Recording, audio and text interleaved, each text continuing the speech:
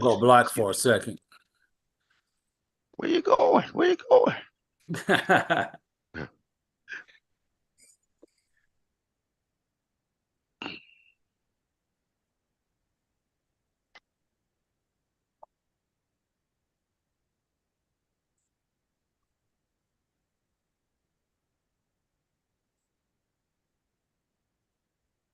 Charlie Dean's birthday today. Oh yeah. Shout out to BB, man. Happy birthday to you, King.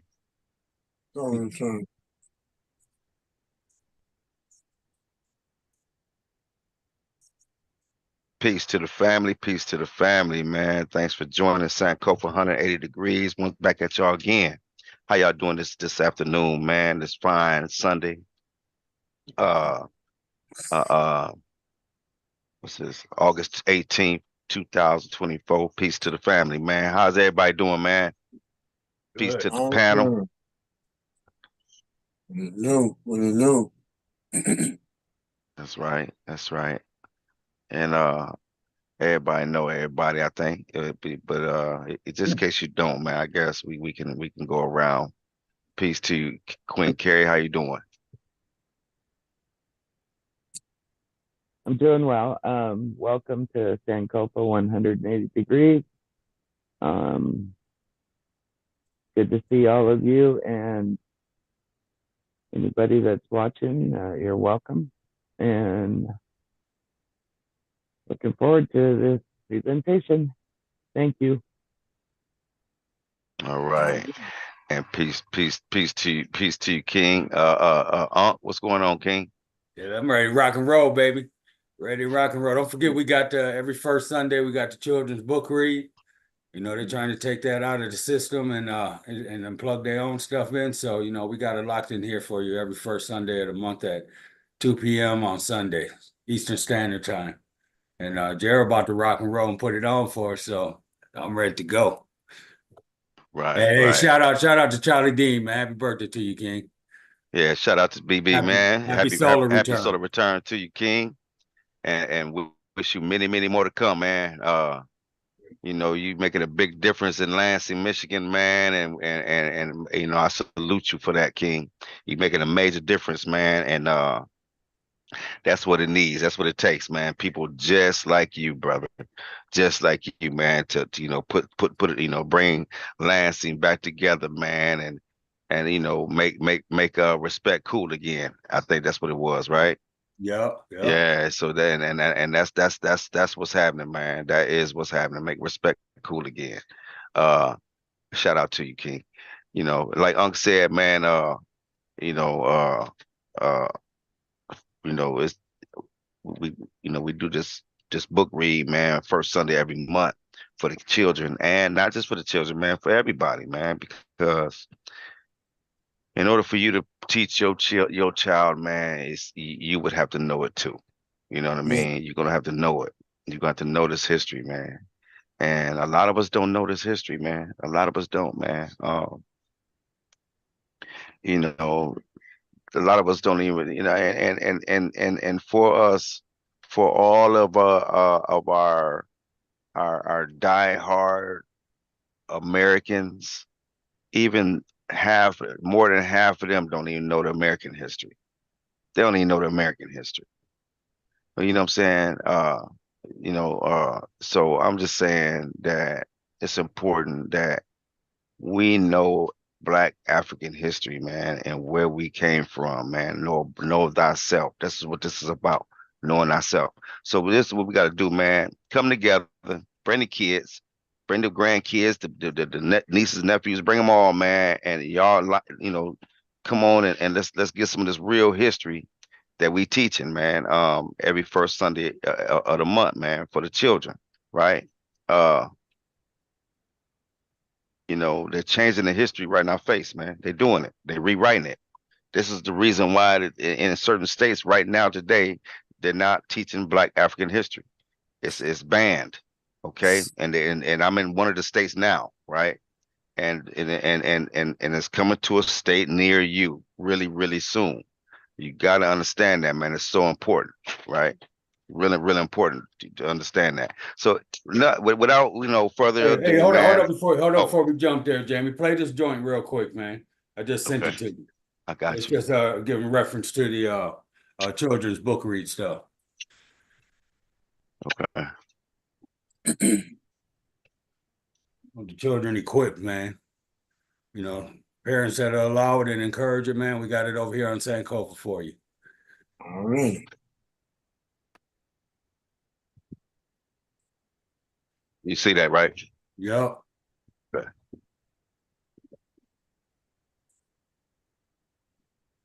Oh, Start it over and open up the mic. Very small. It is the victim of the I don't know if I can start it over. In 5007, Jerald Mercator, he fixed this problem. He tried to make navigational lines straight, but there was a twist. And to do this, he had to distort landmasses and bodies of water. So it's making the USA, Canada, and Russia look more bigger than they are, and making South America, Africa, and Australia look smaller.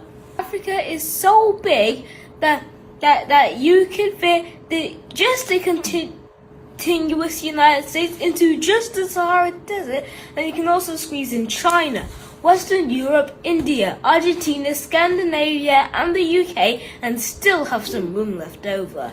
What? Yeah. Wow. And let me also tell you something. And did you know that the Pacific Ocean is so big that you can fit all the continents in it and still have some room to spare? Wow. That's how big the Pacific Ocean is. Interesting. Thank you for sharing. Look on for some more shorts. And just remember, there's no perfect map. Okay. You know, Africa has 54 countries. Yep. So why is it that on the map, it looks very small? It is the victim of the Mercator projection. In 5007, Jerald Mercator, he fixed this problem. He tried to make navigational lines straight, but there was a twist. And to do this, he had to distort landmasses and bodies of water. So it's making the USA, Canada, and Russia look more bigger than they are, and making South America, Africa, and Australia look smaller. Africa is so big that you can fit the contiguous United States into just the Sahara Desert, and you can also squeeze in China, Western Europe, India, Argentina, Scandinavia, and the UK, and still have some room left over. What? Yeah. Wow. And let me also tell you something. And did you know that the Pacific Ocean is so big that you can fit all the continents in it and still have some room to spare? Wow. That's how big the Pacific Ocean is. Interesting. Thank you for sharing. Look on for some more shorts. And just remember, there's no perfect map. Okay. Fire. Fire. And he got that enthusiasm. Feel me? Good. Hit your mic, Jamie. This is what we encourage, family. This is what we encourage, man. We encourage our family, our children, and you to know this kind of information, man. You know what I'm saying? It's very important to know this, man. Right? Just geographics, man. Just knowing where you are. You know what I'm saying? And where you came from. I mean, it's just know, just that alone, man. Like, wow, King, like, family, we really need to come to Sankofa 180 degrees, man. Right. I'm just saying, man, it's you need to come and check us out, man. All we doing is showing history, man. We ain't doing nothing else, just pure history. But anyway, man, anything else? Good. I think that's good, man. I'm gonna talk to Charlie, man, so he can come on and you just give a little plug for what he's doing, and stuff sometimes. So Yeah.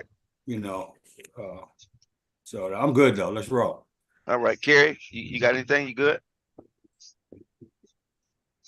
I'm good. I'm looking forward to Jerald's presentation. Okay, Yeah. all right. So I'm gonna get the flow, all yours, Gerald. This is you, man. Peace to this to Gerald. Peace to you, King. All right, peace to the family. But you gonna end up playing the video for me if you don't mind. Okay, I will. Yeah. All right. It was my time to present, and I wanted to present somebody who had a big influence on me. Brother's name is Naim Akbar. And wrote a couple of books. And at one time, he was one of the most influential speakers dealing with Black psychology, dealing with our mind state. He wrote a book called Visions for Black Men, pretty good book, raising issues to how to restore African manhood and, how to restore our society. But his most famous book is Know Thyself. And this basically deals with one of the axioms that we always talk about, knowledge of self and what it means to get knowledge of self. So he breaks it down into the 5 dimensions of the self and how one must re-educate oneself. He starts off telling us about what miseducation is. Miseducation is dealing with a foreign or an alien identity. And that's what most of the time our conquerors have come and done, giving us their identity. In some kind of way, we hate our identity. We rebuke our identity. We don't want nothing to do with our ancestors, So we want to take on somebody else's culture, somebody else's identity, and some kind of way we talk about our culture, our history, our identity in some kind of way was evil or bad or whatever, you know what I'm saying? And don't know that we got the most glorious history on the planet Earth. You know what I'm saying? They try to steal our history. It's so glorious.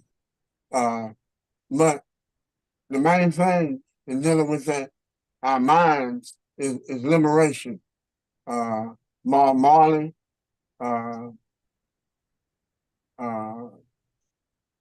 Marcus Garvey, I always talk about the liberation of the mind. And this here video we about to watch called Ultimate Liberation. What up, brother E? Haven't seen you. Peace to you, E. Yeah, it's called Ultimate Liberation. It's dealing with our mind. We're going to go through the cycles of we knew we weren't free when we had to change on it. We knew we weren't free when we went through Jim Crow and were segregated. But some kind of way, we think we're free now because we can move around and do anything. But a lot of brothers and sisters that we talk to, their mindset is still locked. So the title of this is Ultimate Liberation, my brother Naim Akbar. And I'm going to give the floor to brother if he wants to say anything before we start. And right after that, it's on you, Jamie. Okay. Peace to you, E. You want to speak to him, E?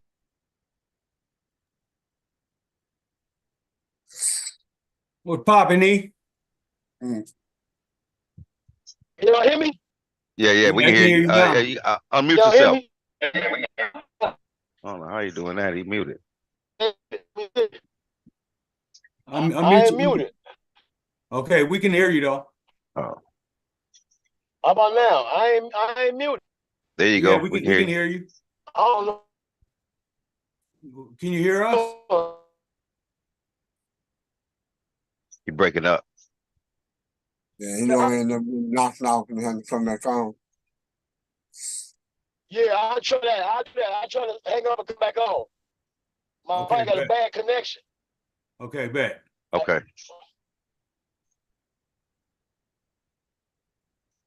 Boy, them frames be freezing up right at the wrong time. Look at that look on E's face. Yeah, look like he going through space like, oh shit. Oh shit, no. But my answer of motel. Exactly.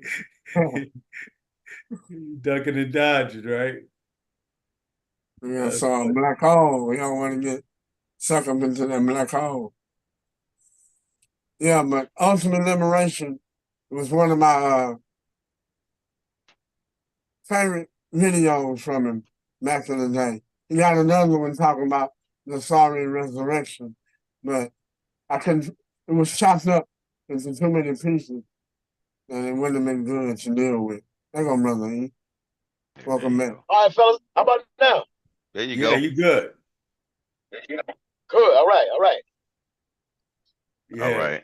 Jerald about to drop some Naim Akbar on us. Hey, good. I heard him. Naim, yeah. All right. Yeah. Got a chance to meet Brother Naim. Did you? Yeah, I got it. Yeah, man. I went to it was called the think tank, Black Men's Think Tank, man. We did it on the university campus. It was a whole day. Bro had a breakout session and everything, man.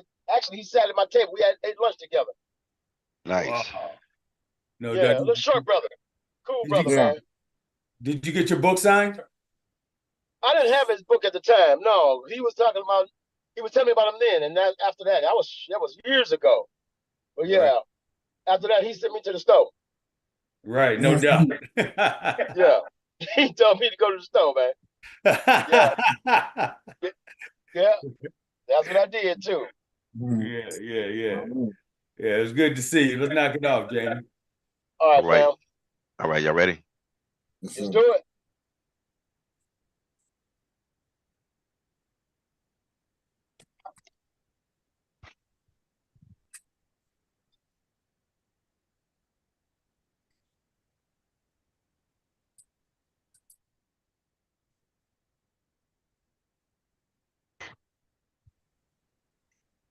That video. Okay.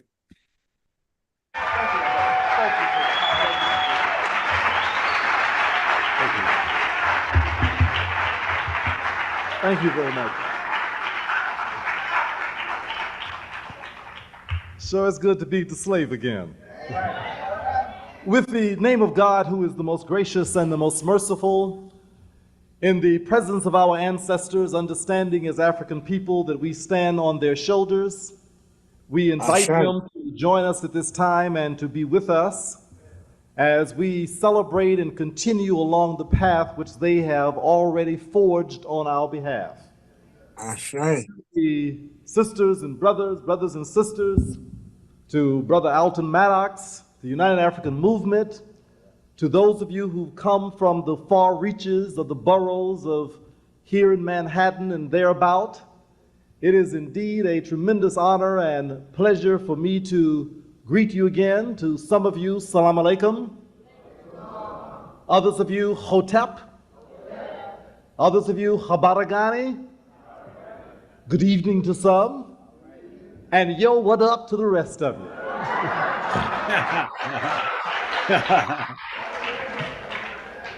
It's an understatement when I say that I'm really excited to be back here.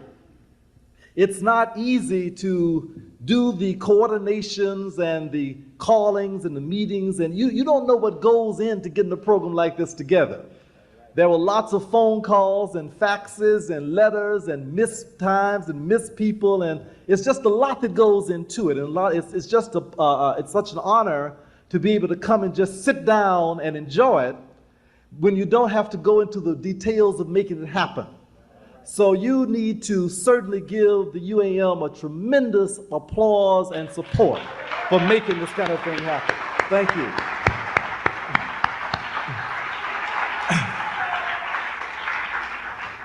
In fact, I was beginning to wonder if they would ever invite me back again. I've been gone so long, I had to find out when I'm coming back again. Y'all didn't like me the last time or what, But anyway, it's an honor to be back with you. Want to talk tonight very briefly about ultimate liberation. Ultimate liberation, freeing of the African mind.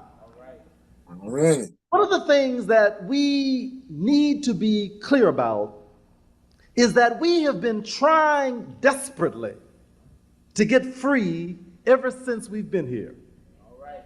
There has never been a period in our experience in North America that we haven't been trying to somehow gain liberation, to get freedom, to get away from the oppressive restriction on our humanity that this culture has enforced.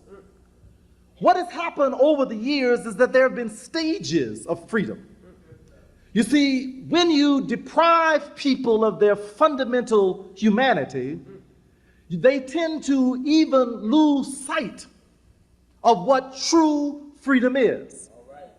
When you begin to systematically rob people of their basic contact with reality, then they no longer are very clear about what is real.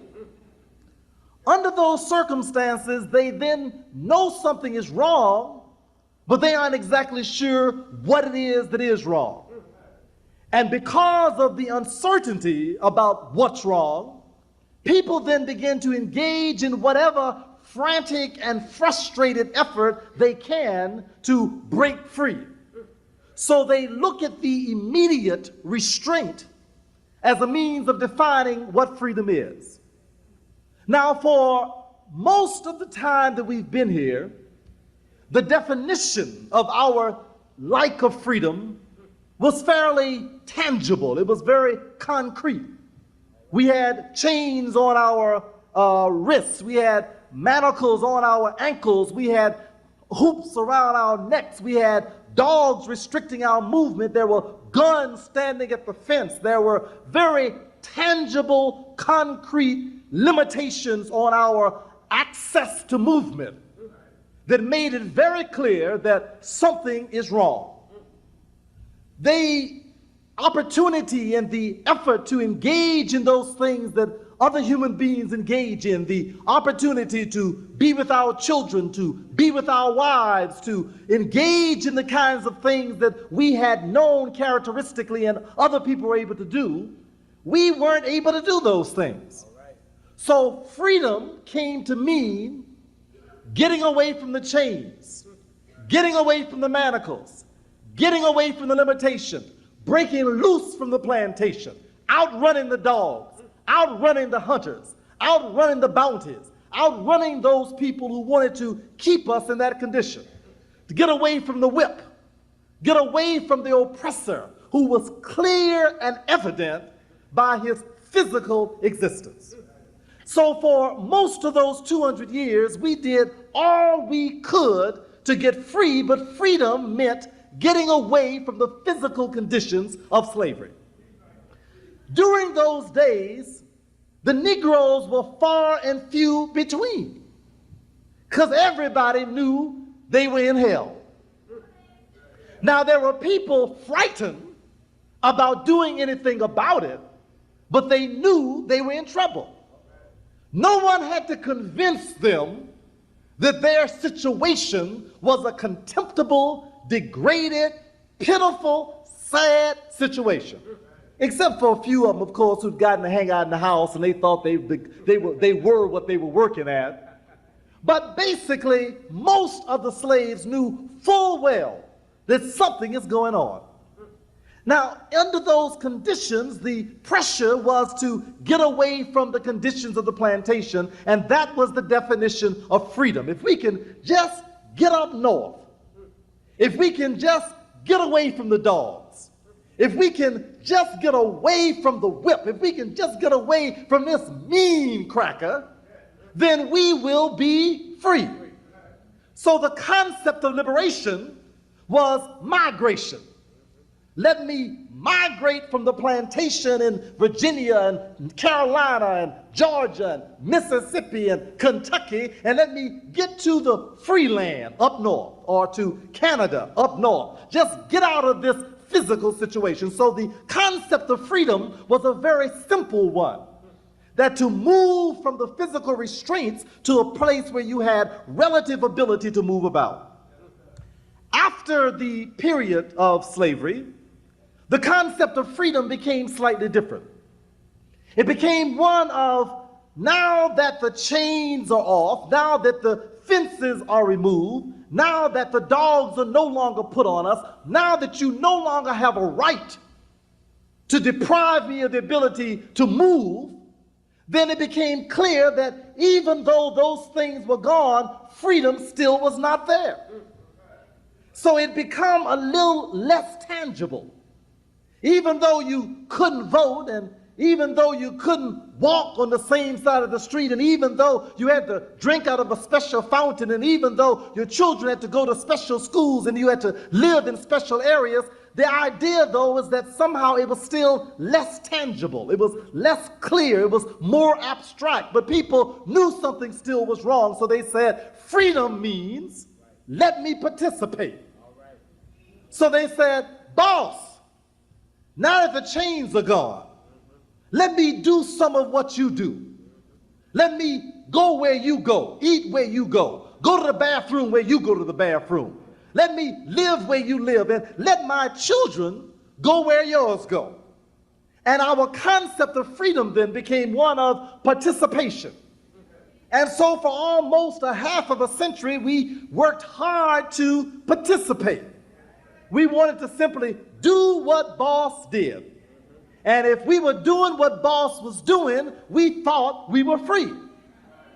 And we made lots of efforts to try to do what boss did.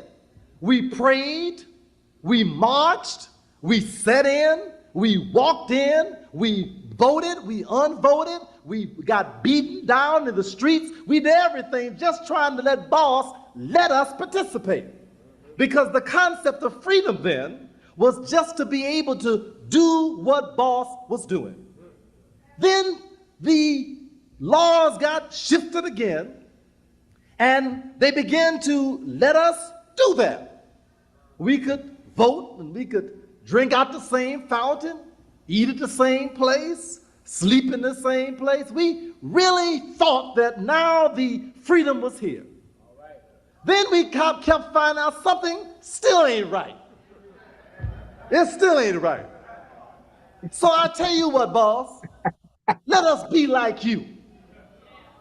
We want to marry you and listen, we want to go to your school. We don't want no of these colored schools. We want to go to your school, boss. We don't want to have no black community. We want to live integrated. No longer no participation. We want to integrate. We want to live right next to you. We want to pray next to you. We want to sing next to you. We want to do everything right with you. Don't give us none of this old black stuff, none of this old Africa stuff. I'm an American, boss. I'm a real American. And once we began to push for that, we didn't want nothing to keep us from being a good American. We wanted to fight where boss fought. We wanted to go to his wars, live in his place. So the thrust then had gone from plantation to participation to membership. We wanted to be shared members, and we thought we'd be free. But then we found out that we got there and we were sitting there and somehow we still didn't feel free. Sitting in his school, still didn't feel free. Reading his book, still didn't feel free. On his television, still didn't feel free. In his plays, still didn't feel free. Everything we did still didn't give us the sense of being free because we knew that something was still missing. Now, as we come to the end of this 20th century,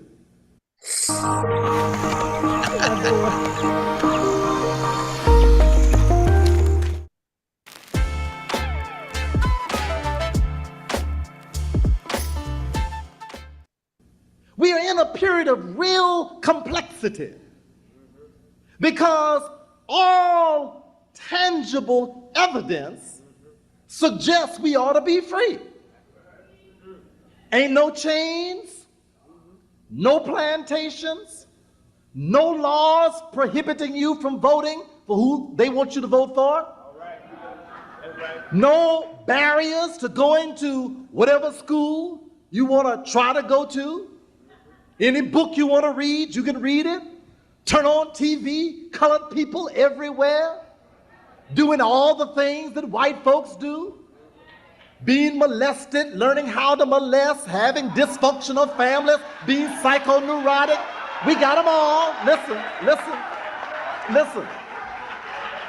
We got them all. Negroes on the Supreme Court, married to white women. So what you want? What's the complaint? What's the dissatisfaction now? We have Negro editorialists and journalists who get in the newspaper and write penetrating editorials to argue against the continued victimization, preoccupation with being victimized, because the content of the character is what really counts rather than the substantive realization that we are really free. Listen.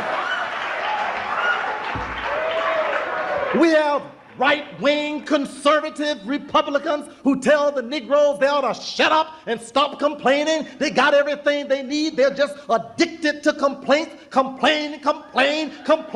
I'm free, you free, what you want to be. It's all there because now it's not as tangible anymore. But the majority of folks still know something is wrong. Every time you look at a statistic that reflects negative things, we at the top. Dying from cancer, we at the top. Dying from AIDS, we at the top. Highest poverty, we at the top. Most welfare, we at the top. Everything that has to do with death, destruction, degradation, destruction of our lives and our children's lives, we at the top. And even though we have representatives who look like us, sitting at every high peak of authority, the bottom line is that we are still primarily plantation existing Negroes. That is the bottom line reality. So the question becomes, well, it answers one question. It lets us understand why it is so difficult now to get most of our people to understand there's a problem. Because an illusion has been created. An illusion has been created that we now are just like everybody else. So the Irish say, you're no different from me. The Italians say, you're no different from me. Even the Jews say, you're no different from me. We all in the same boat. We all are just struggling to make it now. And most of our people have come to believe that that's the way it is. Not most of them, many of our people. Many of our people, they believe that that's the way it is. So when you come to them and say, look, we got to get free. Time's running out. Our condition is getting worse. They say, what are you talking about? Oprah is one of the richest people in America. What are you talking about? We got Montel, Les Brown, all of Burtis, all Barry, all of them now on TV. We on the edge of night, search for tomorrow, all my children. What do you mean, Medical Center? We got special episodes with us. We've had the Cosby Show. We got everything. What do you mean? We've got PhDs, LLDs, DMs, MDs. You name the D, we got all the Ds. What you mean? What are you concerned about? What are you talking about? So it becomes extremely difficult to get them to understand that those are illusions. Illusions that have been created to keep us pacified, quiet, and stupid about our condition. Now,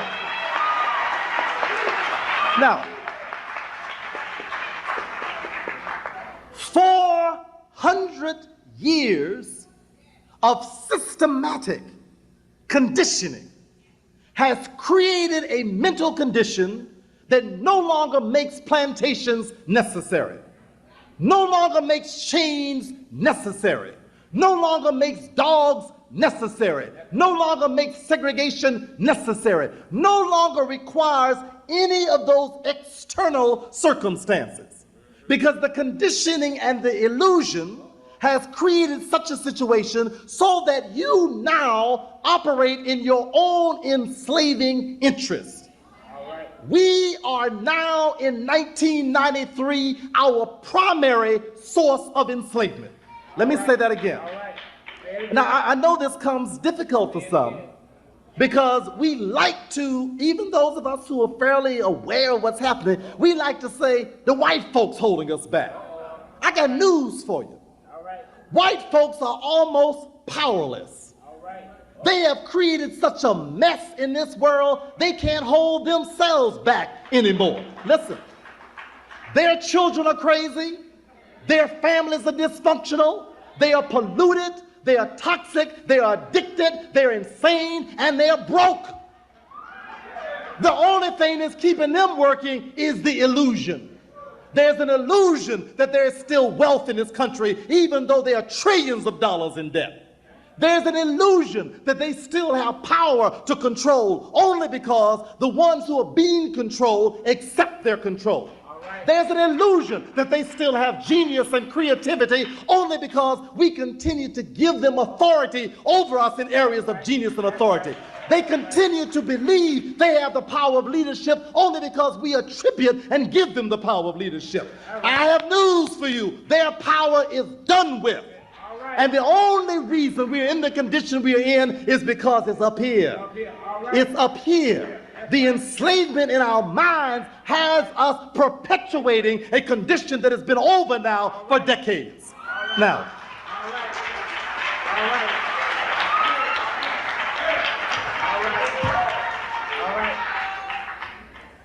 several things have got to be dealt with. Because there are several forces that hold the chains on our mind.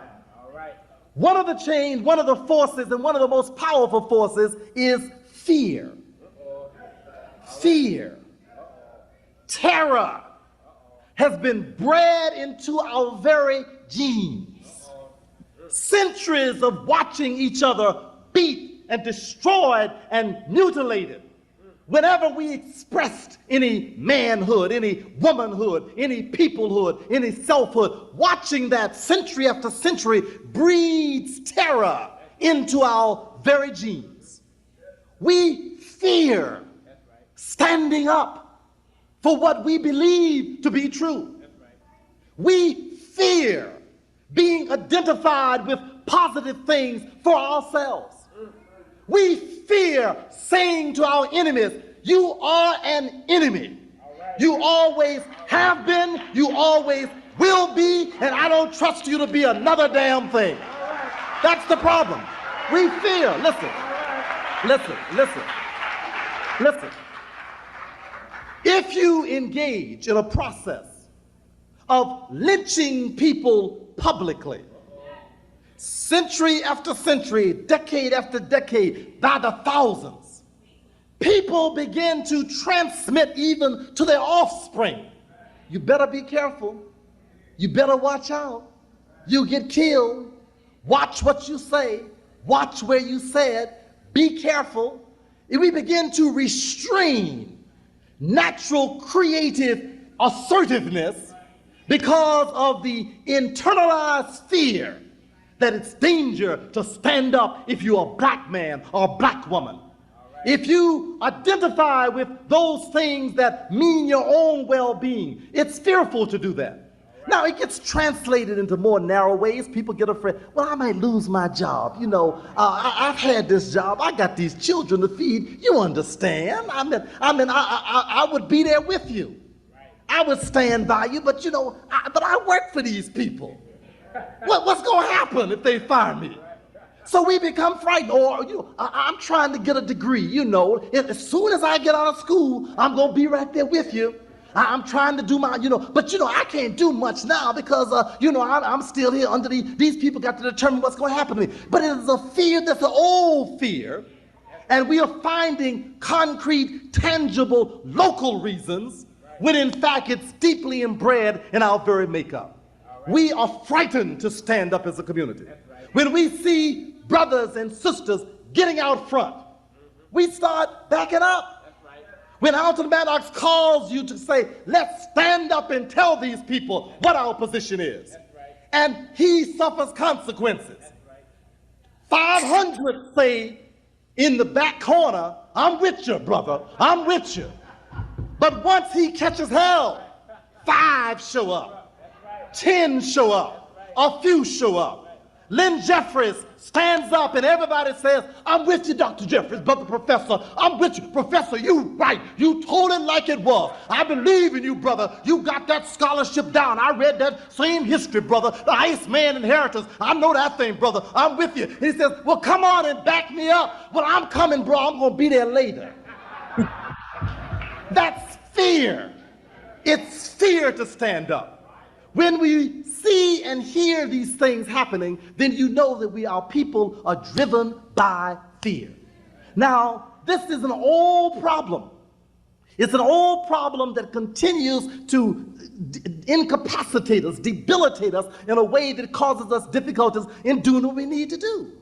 We are fearful to take control of our own communities. We are fearful to stand.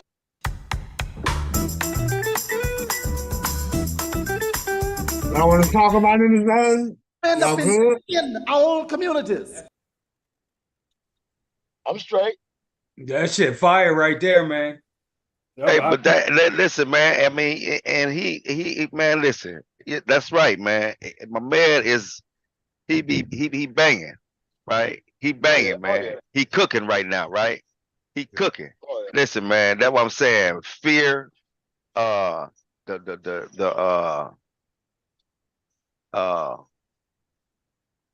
mean, just yeah, he cooking, man. Hey, the brother cooking, man. And we all have experienced it or know somebody who been through it. And then we all understand it. It's so right on point. Yeah. And I again, mean, this video is 30 years old. Came out in 93, still on point. still on point, man. Like everything is like right now. He talking about right now. You feel me? Exactly. Like, and it's he right, man. He right on every level he talking about. He 100%, right? He 100%, man. But you know, I've always said this, King, and this is uh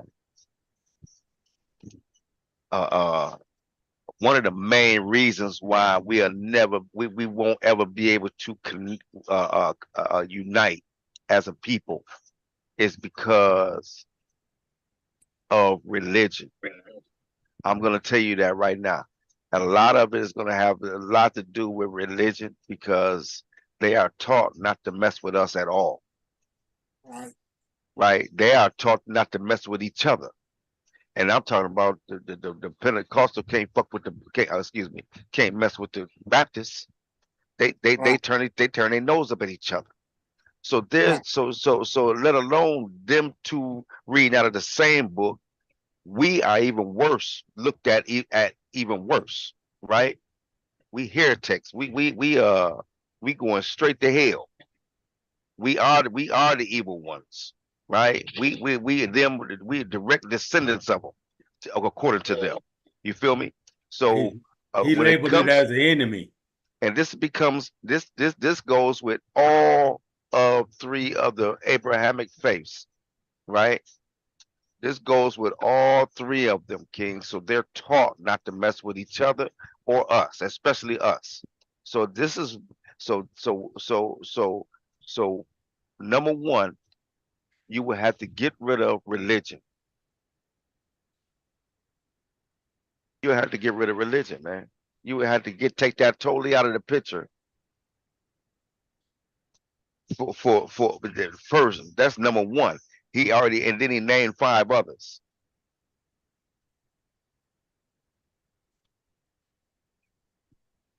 yeah, boy on fire right here, man. Right? I mean, I'm just saying, like, Yeah. Like he was saying, with the tangible things, the chains, the dogs, the gun, the slave master, the whip, we can understand you fearing that. You understand? Now that same fear is still in us when those things ain't fair. But we transmit it to something else, if that makes sense. It's Oh, it systematic. makes Yeah, Yeah, the it's not system. tangible. Yeah. no, Go it's ahead, not Eric. tangible. And just to piggyback off that, after the fear has been instilled, you don't need much else. That's why he said there was no more need for a whip, a chain, or slavery. There's no more need for Right. that. No need for that. We passed that now. We know how else to maintain and sustain this fear factor. And like you Systematically. said, that's right. It was a system. Now, like you said, with religion, like Jamie said, they won't mess with each other out of fear. No, you start listening, talking to them Jehovah's Witness, they're gonna have you so. So it's always playing one against the other, and we're beyond race lines. But as it for us, not only are we fearful of standing up, we fearful that we ain't got the support once we do stand up. Because Right. we've been them ones. I've been them ones. Hey man, let's do it like this. Working with the union or whatever, standing up. And yeah, it sounds good when we talking amongst ourselves. Well, now let's go meet. Let's go meet with those and let them know as a united front. She standing by your damn self. I was standing by myself. So I know from personal experience how that goes. I understand it better now as I'm older, how it's instilled and how fear works. And that's with anything. Anything. It ain't just to humans. Shit. You got that goddamn reindeer, that deer, got a natural fear of that wolf. He don't care if it's a puppy. Don't you bring no around me because he got an instinct of fear because the wolf ain't never changed his thing on him. He always been a prey for him. From the very first time the wolf knew the deer was existing, and that buffalo, whatever you hunting, always a prey. Nothing has changed about the relationship. Ain't nothing changed about the relationship with us. Like you said, you got a chance to marry out your race, and send your kids to their schools, and you realize stuff still didn't add up. This stuff still ain't working like we see it's supposed to work. Now you tied in. Now you got the money from your job. Now you working to take care of your kids. You ain't finna talk too much and be out of a job. Hell, there was people wanting to go march with Martin Luther King because they was worried about being seen by their Yeah. boss. That's right. That's right. Hell no, man, I'm down with King, but man, I ain't gonna be down there. I want to work down there. Man, Yeah. please. Right. You know, Right. but Right. you understand that there was nothing in place to catch your ass if you something did jump off. How many, and even right now, but you think about how many folks was gonna say, oh, you know what? Well, my man's gone, man, we gonna take care of his family. He got 3 years, he got 5 years. We gonna take care of that family while you gone, man, because he did it like this. It's very hard to get that kind of support amongst us because of fear. Like Dr. Clark, Dr. Dr. Clark said it. Ain't no damn way your scholars, your teachers should be dying broke, Right. dying by themselves. Oh, ain't no damn way that's supposed to happen. Right. You can't show your allegiance to folks when the folks paying you, you worried about losing your money, but that's what it was, fear. And then Dr. Clark also talks about confidence. Fuck the illusion. Know what your power is. Whatever he did, you already did it. Know what your power is. But man, look here. Like you say, he's standing on truth. Naim standing on truth and been standing on it. Yeah, and he been fire. Oh yeah, he fire, bro. For sure. Ain't no question. He, Yeah. Oh yeah. He, yeah. Yeah. Stand on his toes. When he get excited, he gonna stand on his toes. Shit, talking, bringing it to us. He sure was. Yeah. He 10 That's toes him. down all the way. hey, Yeah. all I'm gonna say is this, man. Like I said, man. Like, and I get it. He 100% dead on. But the question is, how do we get to unite? That's the question. How do we unite? See, everybody knows what it takes. Hey, we got to come together. So the question is, how do you do that? How do you come Well, together? Right? I got ideas. I don't know if they'll work, but I got ideas. I'm pretty sure we all got ideas, and in our own little ways, we probably activating those ideas, but to see it get to where it needs to be, it's gonna take a joint effort through every Every source of media, every source of educator should be doing that. Every black educator should spend their time doing something relating, working towards liberating the minds of their students, especially when their students are their color, coming out their race. And I'm talking about, teachers wherever. They should have a backup curriculum. I don't give a damn if it's underground that they throw in there, because they can't do it legally, but they have to find ways to pass that information, model the behavior, and teach. And meet with these parents outside and say, "Ooh, girl, I ain't going over there. Them kids live in the projects. I surely ain't gonna go over there after nightfall and go over there and talk to Miss Johnson."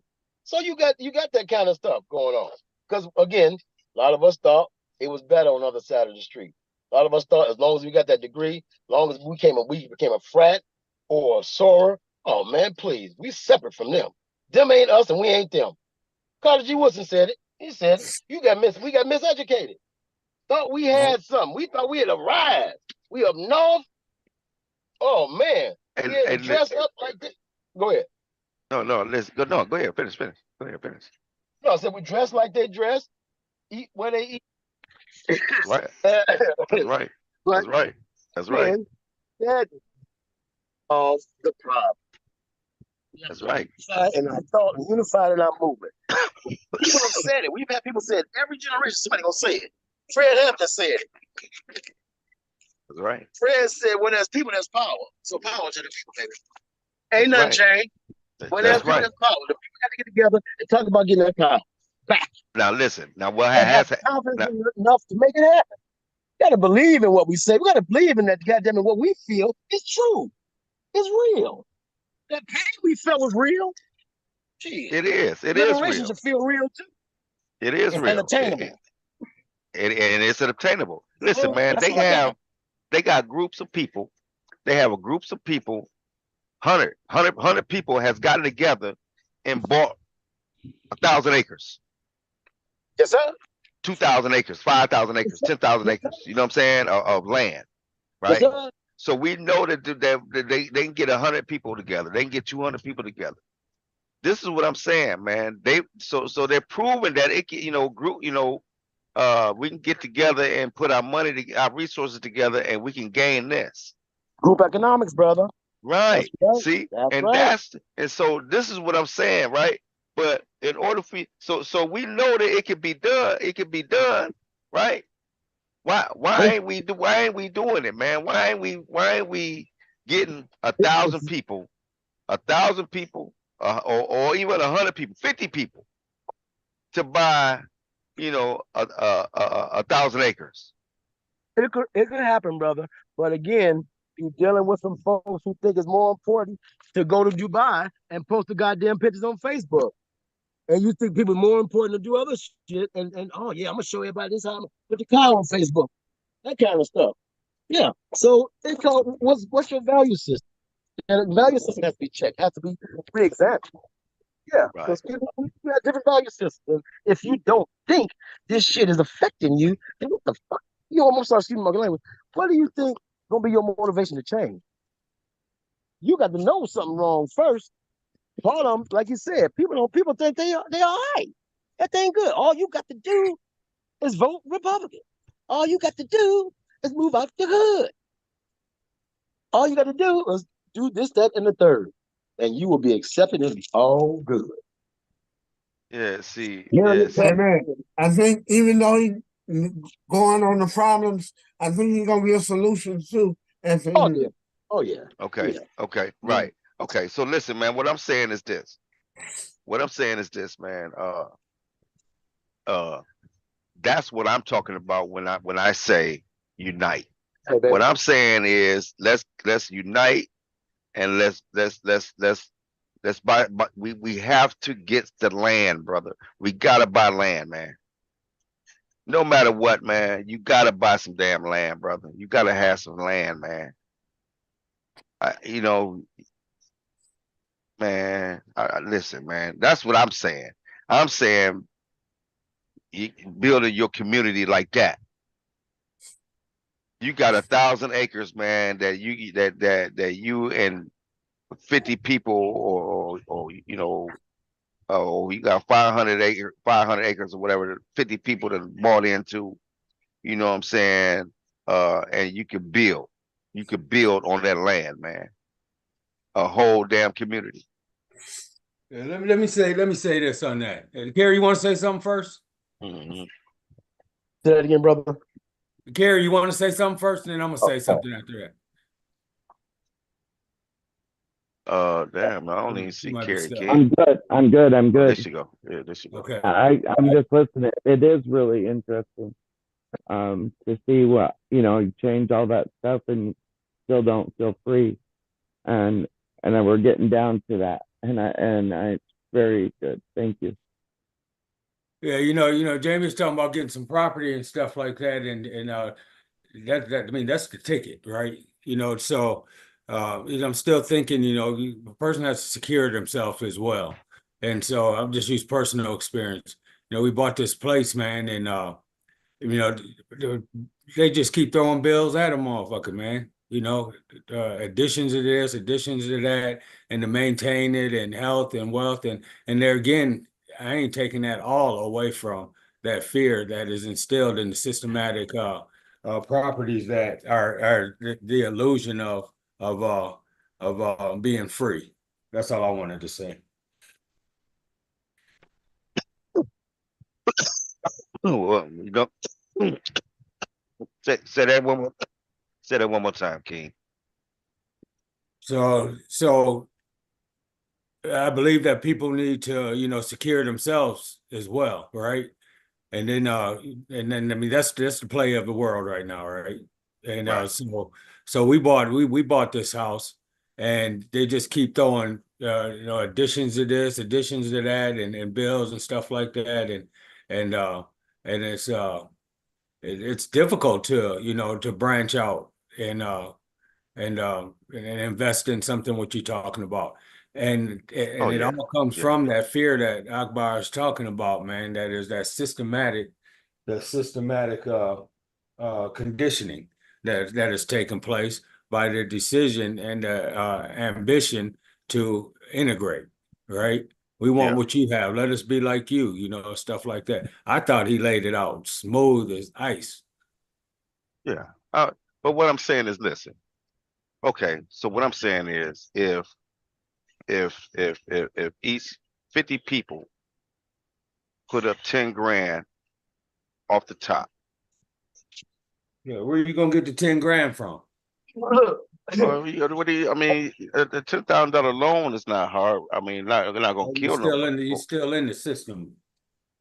No. I'm just saying, not yeah, right. But I'm just saying, uh,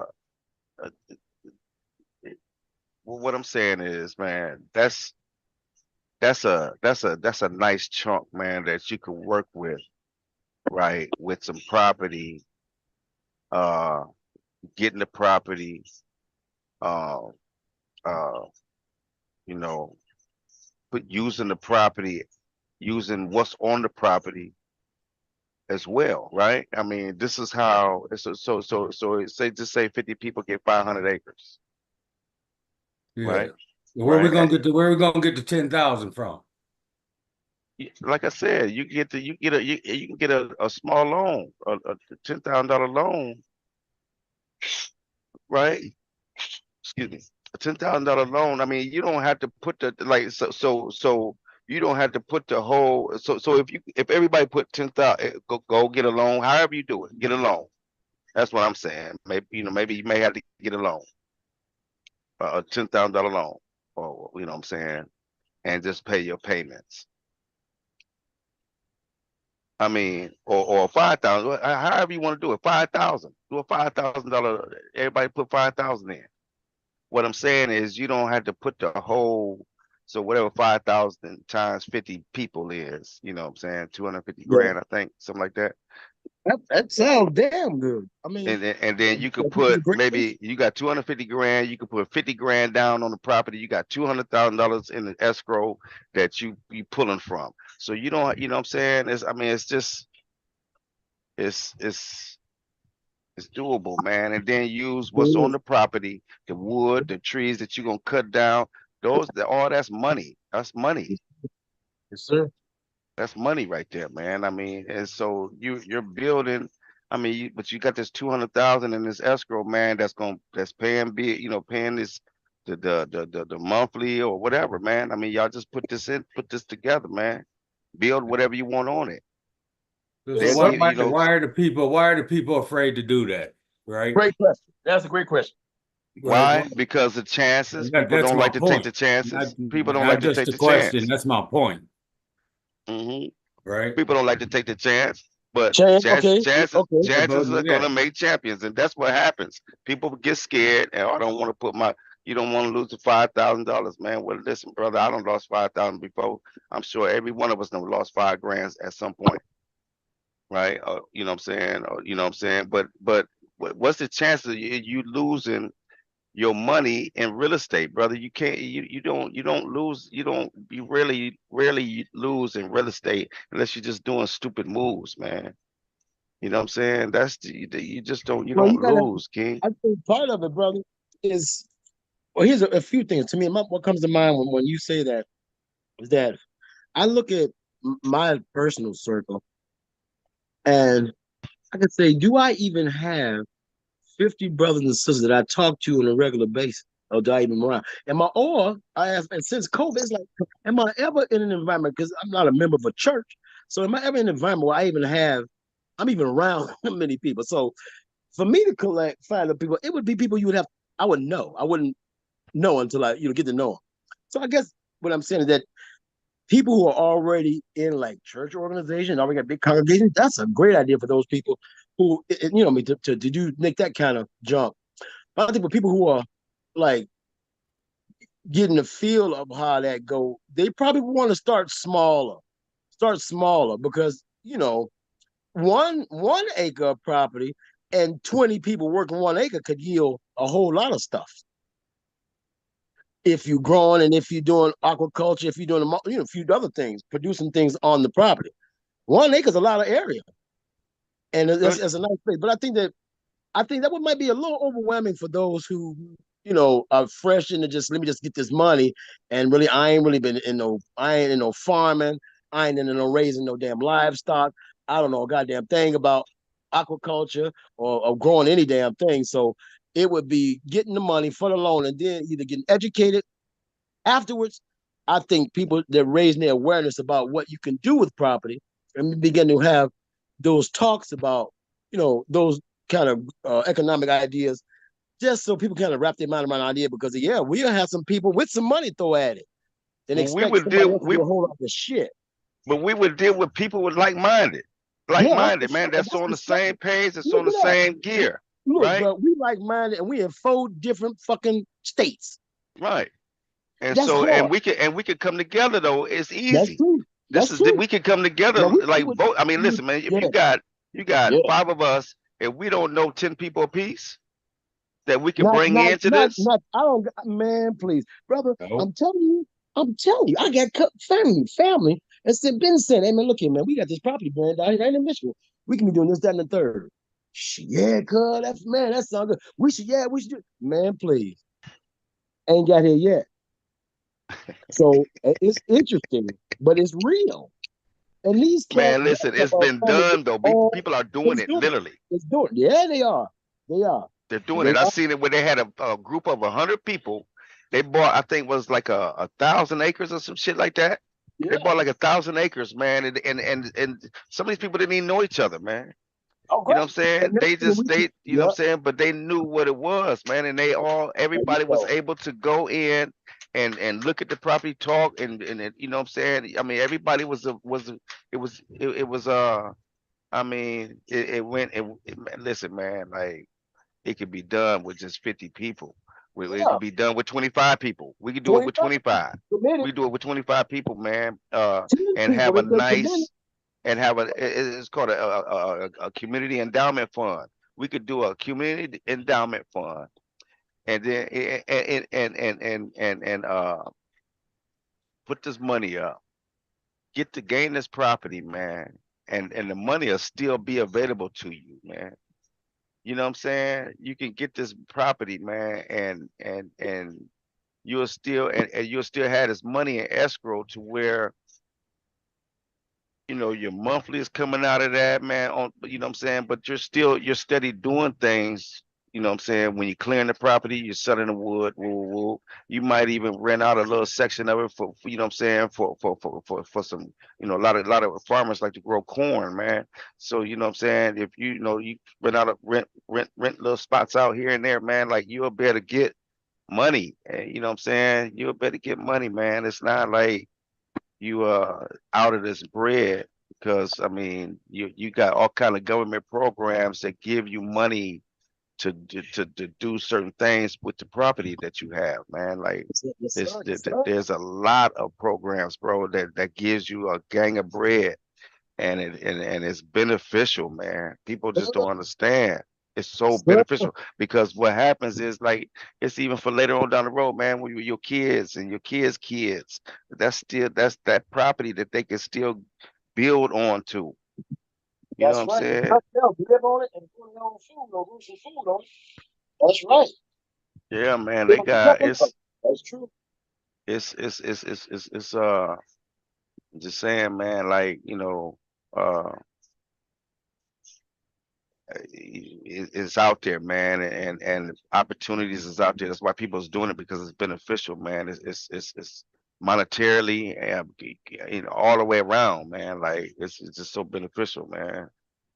Uh, it's the chance. You just have to take that chance, man, and be willing to take that chance and push that out there, man, and let's go forward, man. Let's That's let's make true. make something happen with this. Let's make it happen. All right. Now we got it. Let's start clearing the shit.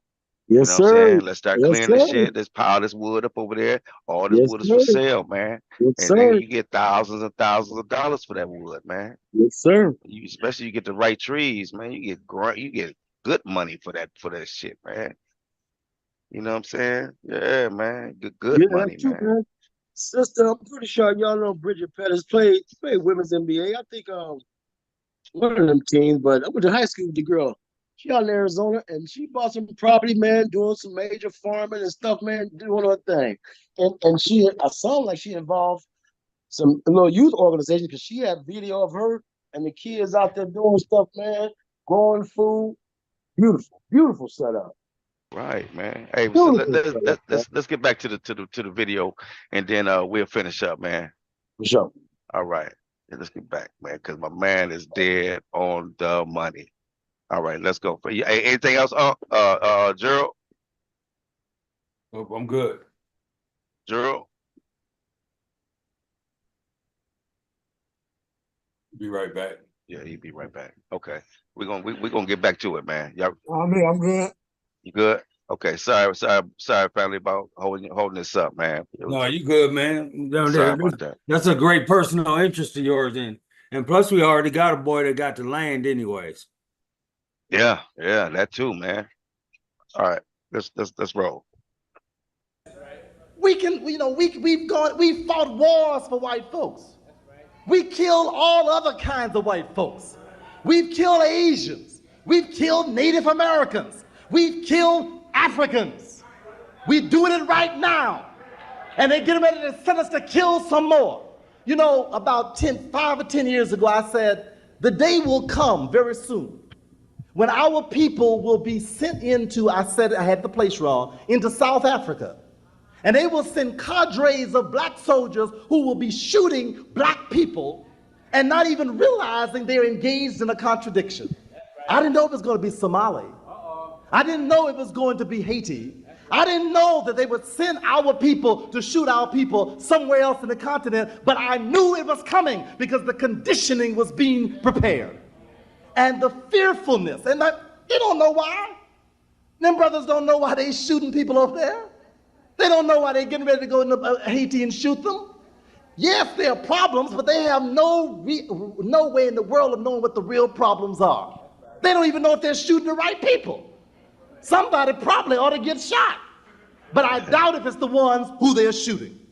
Now, the problem with this is that we can't break away because we are too fearful. We can't speak up because we are too fearful. And we cannot call a spade because we are too fearful. We have got to come to grips with the fear. And you see, one of the problems is We don't know we're afraid. It is just like the gangs. The gangs are some of the biggest cowards in our communities by themselves. They can't walk by themselves. They can't do anything by themselves. If they are not with the group, if they are not with their homies, if they aren't supported by an army around them, they are weak, spineless, whatever. Yeah, punks, whatever. They can't stand up by themselves. And the reason that they've given their lives to this addicted violence is because that's the way they try to master the inner fear. They need the support of this group of wild men in order to give them a sense of courage because they are so fearful. Fear drives us in such destructive ways. Black men go around beating up black women. Why? They're fearful. They're scared. They won't go beat a black man. If they want somebody to go beat, there are a lot of crack dealers right around the corner. Go beat one of them big dudes upside the head. You so bad. Go grab him in his collar, say, come here, boy. Get that stuff out of our neighborhood. Go grab him. But no, you go grab a little puny sister, beat her all upside her head, throw her in the gutter, stomp her, and walk around thinking, I'm a man now. The weakest thing you can find to beat on, I'm a man. And some of you would even take young children, little children. I'll show you, beat the child half to death. Yeah, I'll show you who the man is around here.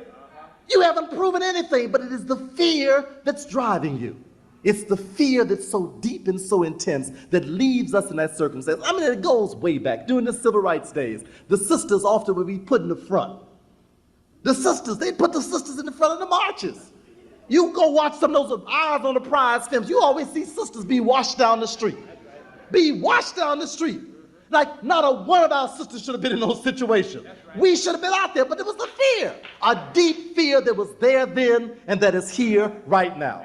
Now, I know this is difficult, but if we don't confront it, we'll never get rid of it. Because that is the power that's controlling us from the inside. That's why we can't take a stand out and say, no, this is not what we want in terms of political leadership. We will form our own, build our own, and protect our own. We will do it this way. This is why. This is why we won't go out and take a step out on businesses, and we will support our own businesses. We won't even take our money out of white banks and put it in black banks and make the black banks do what they're supposed to do. We won't go to a politician who we put in office and say, wait a minute, don't you know how you got in this office? Don't you know we voted you in here? What do you mean you're beholden to somebody else? How many of their doggone votes you got? Well, we have to keep harmony. Harmony, hell. I'm your harmony. I'm your harmony. We don't even require people to do what we pay them to do, elect them to do, want them to do, require them to do, because we are fearful of standing up. Fear is number one. Number two, I'm talking about the chains on our minds now. I'm talking about the inner freedom. I'm talking about the freedom that is keeping the African from getting free. Secondly, dependency. We don't know how to do for ourselves. We don't know how to do that. And I mean, it makes sense. I mean, if you haven't done anything for yourself in 4 centuries, you forget. I mean, you really don't know. We don't know how to organize things. We don't know how to make things run correctly for us. We don't know how to make things serve our own self-interest. We end up sabotaging our own effectiveness because we always want to depend on someone else to take care of it. That's right. Now look, there is no reason in the world for us to believe that European Americans will ever educate our children correctly. Right. Ain't no reason in the world. Right.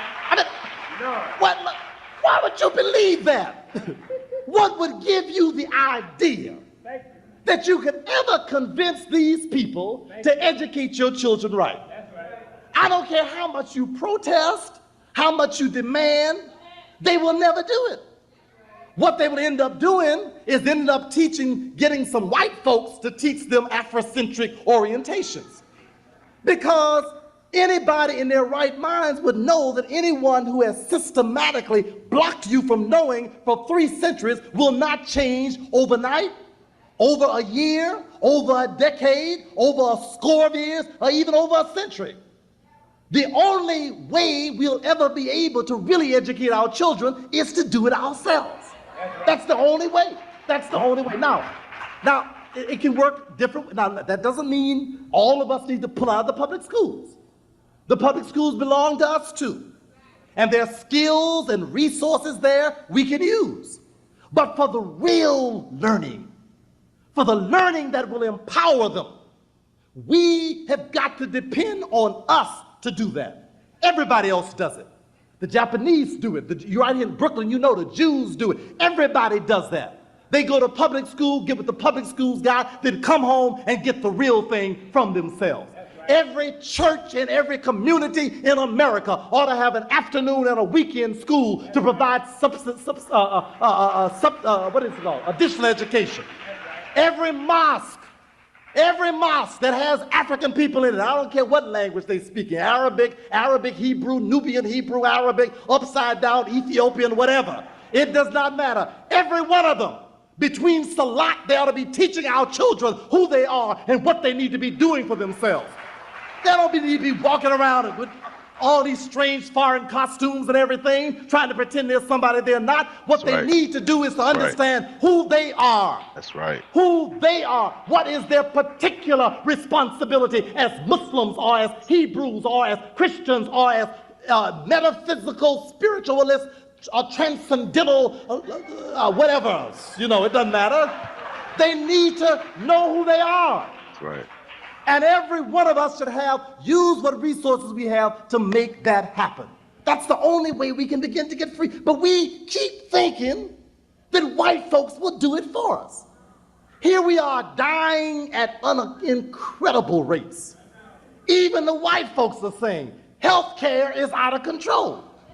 We don't know what to do about it. That's right. The president and his wife trying to save white folks. They ain't interested in you. They're saying we don't know what to do about white folks' health care. And how many black folks are trying to organize to get hospitals in our communities? Right. How many? None. Not since Elijah Muhammad died, who said we need a hospital for our people. Have I heard one black leader stand up and say that? Not one. He's the only one I heard say on a national level, we need a hospital. Have you been sick lately? With or without insurance or an HMO? These people treat you like a piece of beef. They will treat you like a dog, and only metaphysical spiritual powers can keep you alive because their medicine sure won't do it.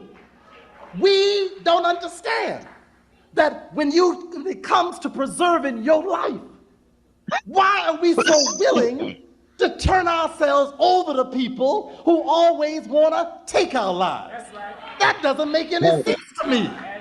Why do you think that's going to work? That's right. Why do you think that white policemen will provide better security in your neighborhood than with... You said pause it?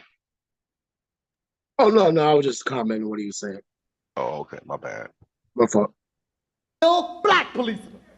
And why do the black policemen think they owe better security to the white people than they owe to their own people? Why do they think that their worst enemies are somebody who look like them? And what is the nature of the crazy mind that makes us believe that because they are policemen, they are our worst enemies? That's because of the dependency mind. The cops often believe they belong to the white folks, and we often believe they belong to the white folks. And because of that misconstrued illusion, we end up becoming enemies to each other. And if they are not ours, then we ought to get our own. We need to have our own security to defend and protect our own communities. But you understand the problem. The problem is that we are dependent. Now, we're talking about starting a little mom and pop store, a barbecue stand, a barber shop, a hairdresser. We don't talk about putting up a security system to protect Bed-Stuy, to protect Harlem. We don't talk about creating a health care system for our communities. The NAACP doesn't talk about that. The Urban League doesn't talk about that. Our organizations don't talk, we don't even think in those terms. We assume that the most essential things we have, somebody will take care of for us. That is a bizarre, insane, brazen dependency that leaves us in the same state we were in 100 years ago. Now, don't get depressed now. We're gonna talk about some solutions. But I want you to understand the problem. I want you to understand what the real problem is and how we are driven by these problems that are completely depriving us of our energy to do anything. Number 3, chains. These are problems. These are things that are restricting our growth. Number 3, this is the worst one. Disunity. Now, I don't even need to talk about that. You know that. You know, I don't know if you believe this or not, and we have such little confidence in ourselves. We really don't know. Do you know that we can solve any problem we have in our communities? Juvenile problems, education of our children, healthcare problems, legal problems, political problems, even economic problems. If we came together, that's right, and we have some of the best trained experts in the world in every field imaginable. Many of them are kind of crazy, but that's to be expected. But if we could even get the crazy ones to come work as a unit, we could do miraculous things. Some of the best educators in the world are our people. The best engineers in the world, our people. Best physicians, our people. Some of the most creative and genius legal minds in the world, our people, African Americans. We have creative artists, creative musicians. We have creative actors.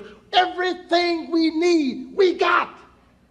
We don't need any new supply. The supply is adequate. What we need to do is to coalesce, pull together what the supply is. But the most malignant, sick, destructive force in our community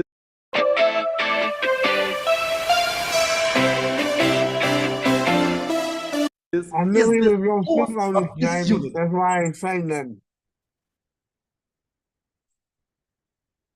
Say it again. I knew he was going to speak on this. That's why I ain't saying nothing when you was asking about unity. Right. Okay. Right. Okay. All right. All right. Yeah. I see. Yeah. we can't get together. That's right. And I don't understand it. That's right. I mean, everybody, there's probably no group that's more diverse, more different, more various schools of thought than the Jews. I mean, you all know them better than I do up here. Y'all live right here with them. Right. I mean, a Jew on one block don't look nothing like a Jew on another block. Some of them got little curls by the ears, others got yarmulkes on, others got funny hats, some of them don't take baths, some of them do, some of them change their name. They look all kinds of ways. Some of them are atheists, some of them are so spiritual they don't even know where the earth is. I mean, they have all kinds of things. But if somebody says something about Jews, they all there. They all there as a single force. Reform, Orthodox, Hasidic, atheistic, secular, sacred, holy, unholy, devils, gods, all of them. They're together. Right. Because they understand that whatever else we may be, ultimately our faith depends upon our understanding that we are first and foremost in this world situation, Jews. That's right. You must understand that no matter what else goes on, no matter what else you may be in this world, first and foremost, you are an African black person. That's number one. That's number one. That's number one. That's number one. But look, we so easily buy into every kind of divisiveness imaginable. If we don't buy into a divisiveness they have given us, we create a new way to be divided. And, you know, look, I don't have any problem with some of us being AMEs, some being AME Zion, some of us being United Methodists, some of us being Church of God in Christ, some of us Church of God in Christ in the afternoon, some of us Church of God in Christ in the morning, Church of God in Christ in the sky, Church of God in Christ on the ground. I mean, it doesn't matter that. As long as you understood that in the process of doing all of that has got to eventually take us to the same spot. We've got to understand that it is not about Muslim versus Christian versus Nubian versus Hebrew.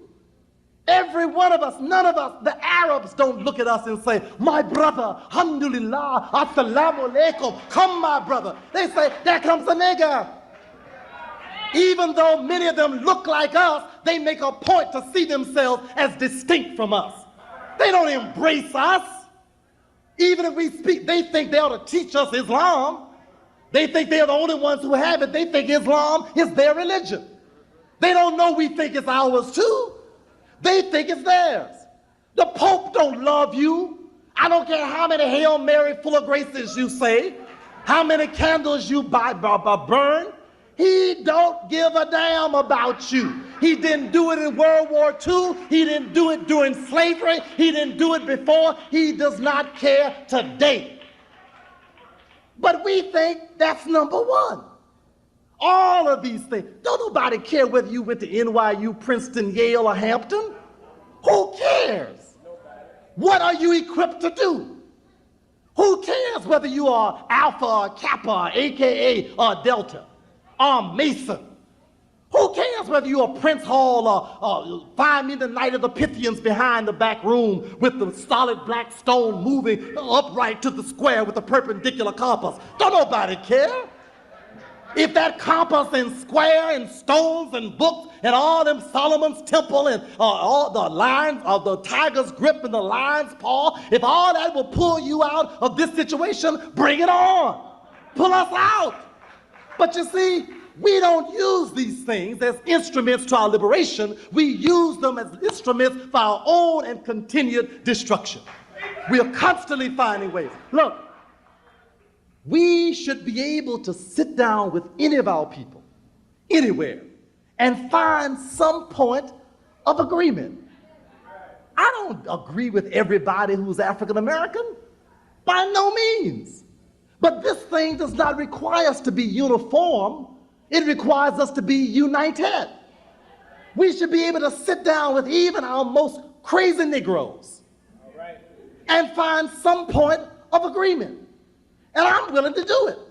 And I've tried to do it.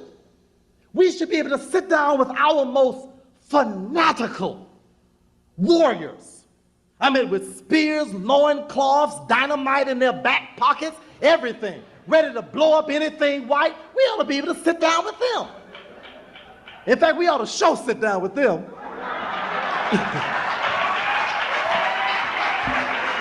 But listen, we should be able to sit down and find some point of common agreement. I mean, like, who cares that white folks think that Jesse Jackson, Farrakhan, and all these other people constitute different camps? That's their definition. The camp is the freedom of African people. They may not realize it themselves, but that is the camp. That's the only camp that they are parts of. But you see, the major tool, and you've heard this a million times, the major tool is to keep us alienated from each other, divided from each other, and fighting among each other. Yeah, look, the problem of sexism is sickening in this society. It's sickening. It is one of the most disgusting realities next to racism in this society. But, sisters, you don't belong with Betty Friedan and them other crazy white women. That's not your movement. You don't join in an attack on black men. We didn't create the racist system. We ain't got enough power to create a system for ourselves. We didn't create that. If we practice it, it's only because we are partially crazy. So sit down with us and help us to get sane. Understand what it means when this society rewards black women to attack black men. gives them awards of outstanding accomplishment because they can put down black men worse than anybody else. Yeah, we got problems. We got serious problems. And if we don't get them together, we gonna all be dead. But whether we get them together or not, you can't do nothing without us, sister. We all belong to each other. We belong to each other. We can't go anywhere without you, and you can't go anywhere without us. It does not matter. Look, doesn't matter how many white women want me. They can't ever get me free. No way. No way. And my aspiration is from my neck up, not from my belt down.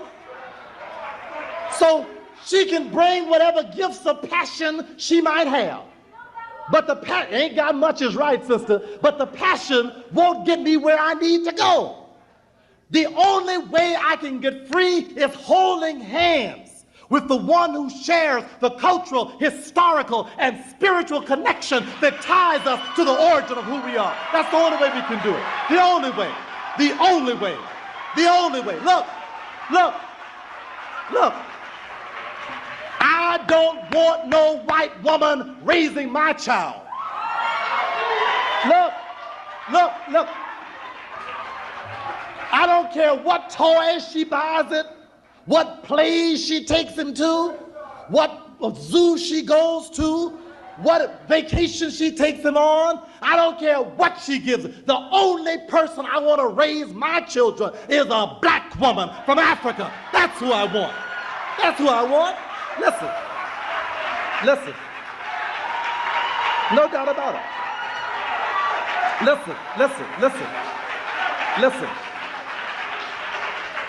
There is no agenda bigger than the agenda for the salvation of our people. That's the only thing that we have to worry about. And if we see that foremost, we can deal with all these divisions. We enjoy so much tearing each other down. Well, brother, what group you with? I'm with God's group for freedom for Africans. Which God? Well, ain't but one. The fact that we call him different names, that's our confusion, not his or hers. I mean, that's our problem, not the problem of God. So the problem is that we need to understand that as long as we are caught up in these things that keep us at war with each other, we cannot pull together what's necessary to free ourselves. We tear each other's down, always looking for a flaw, trying to find something bad, dirty, distracting, so we can tear them down. And it's because of our own fear. We see a man standing up, doing what men's supposed to do. We want to find something wrong with him. We want to tear something down. We want to disunify, break it up, find something to destroy his credibility. I don't care how many flaws he has. Can you depend on him to stand up as a man when the battle comes? Can you depend on him to look out and be committed to the salvation of his people? Is his life committed to that? That's the criteria. We all got flaws. Who came off the plantation without a flaw? You don't get off the plantation without a flaw. Every woman, every man, every child, every African who went through slavery literally or symbolically came off with a flaw, or several flaws, or 20 or 30 flaws. But the flaw is not the question. It's one's commitment to the liberation of our people that must be the criteria ultimately. That's the criteria. So, in order to free these minds, we've got to overcome fear, dependency, and disunity. How do we do it?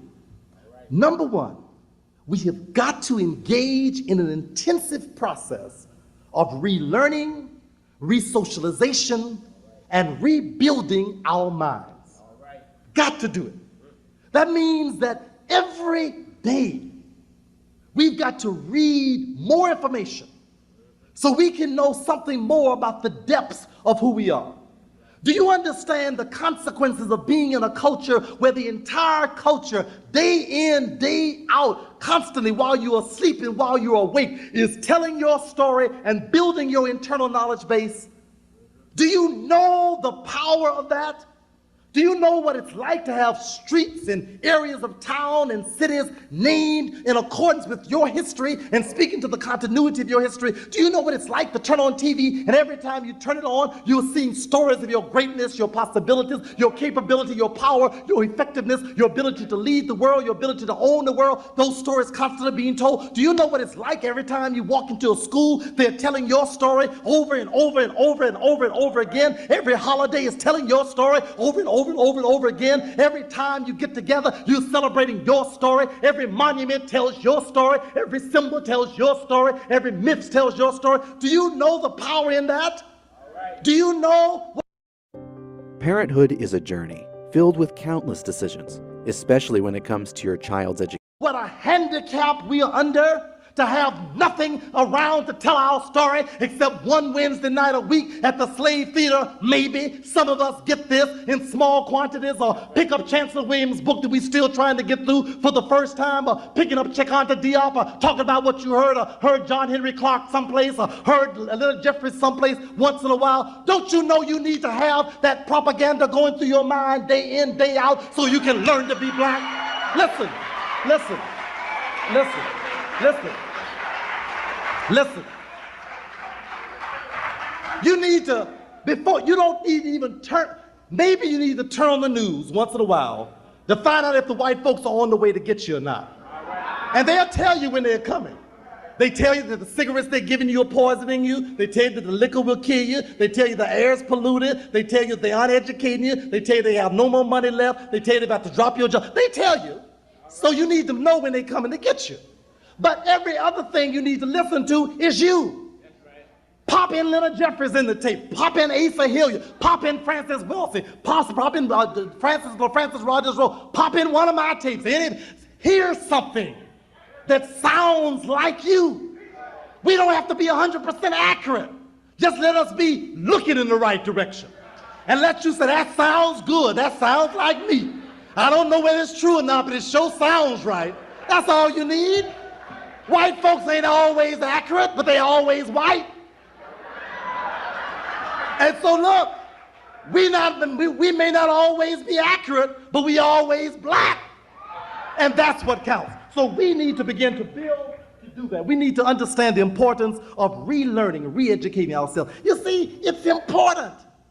I mean, it's not just ritual to say that we were the designers of human civilization in its infancy.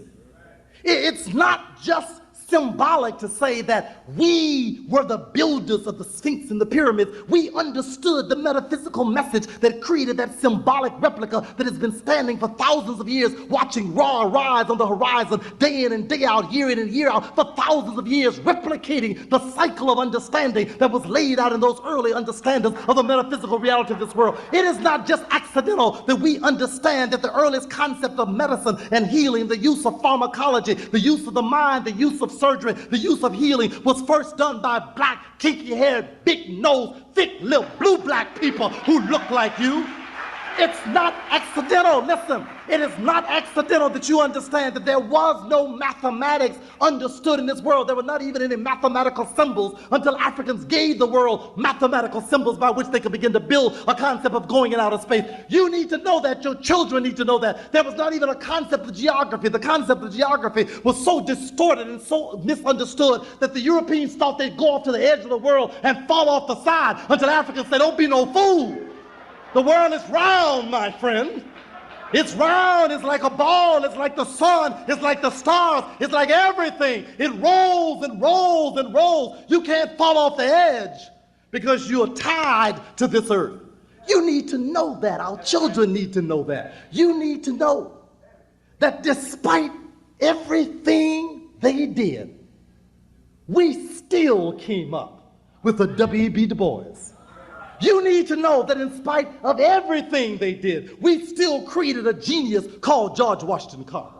You need to know that in spite of everything they did, we came up with a Charles Drew, a Benjamin Banneker. You need to know that. Your children need to know that in spite of everything to kill our spirit and give us a white God, Harriet Tubman reached behind the white face and pulled out the divine direction coming from a spiritual inspiration that spoke to her very soul. You need to know that. You need to know that despite the fact that they didn't want us to have any contact or understanding with the religions that came out of Africa and the power that Islam had interacted with African cultures and Billy, Mali, Songhai, Timbuktu, and the University of Jané and the Ghanaian Empire. If they don't want us to know that, but you need to know what Elijah Muhammad came up and found out in spite of all of that. You need to know that. You need to know that Marcus Garvey came up out of the West Indies and understood that even though they say we are not brothers, we are brothers, and Africa ties us together to be one united people. You need to know that.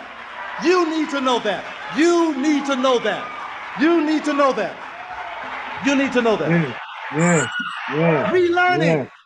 You need to understand what is the nature of the genius of this black mind. How is it that we could go through an educational system that never told us anything about ourselves? I mean, how could we go up and learn Sigmund Freud and Abraham Maslow and Skinner and John Watson, schedules of reinforcement and instinctual levels of libidinal cathexis based upon the unconscious Oedipus complex and castration anxiety and penis envy, and understood all they told us about the hierarchy of needs from the Maslowian existentially humanistic point of view, and how the schedules of reinforcement of a Watsonian notion of a Skinnerian reinforcement, how they could teach us all that, and we still come out here saying that the freedom of the black man is in knowing his African self and being able to restore the spiritual understanding that ties us to the African roots of civilization itself. How could they teach us that and we end up saying this? How could they teach Frances Wilson all that good old European genetics and she look through the era and say, "You're talking about yourself, aren't you?" So that's what you're trying to tell us. You've got a genetic mutation. You're suffering from a problem. Now I get it. I got it now. How could we create a Cheikh Diop, who they tried to colonize? In Senegal, made him parlez-vous français until he was sprechen shindu.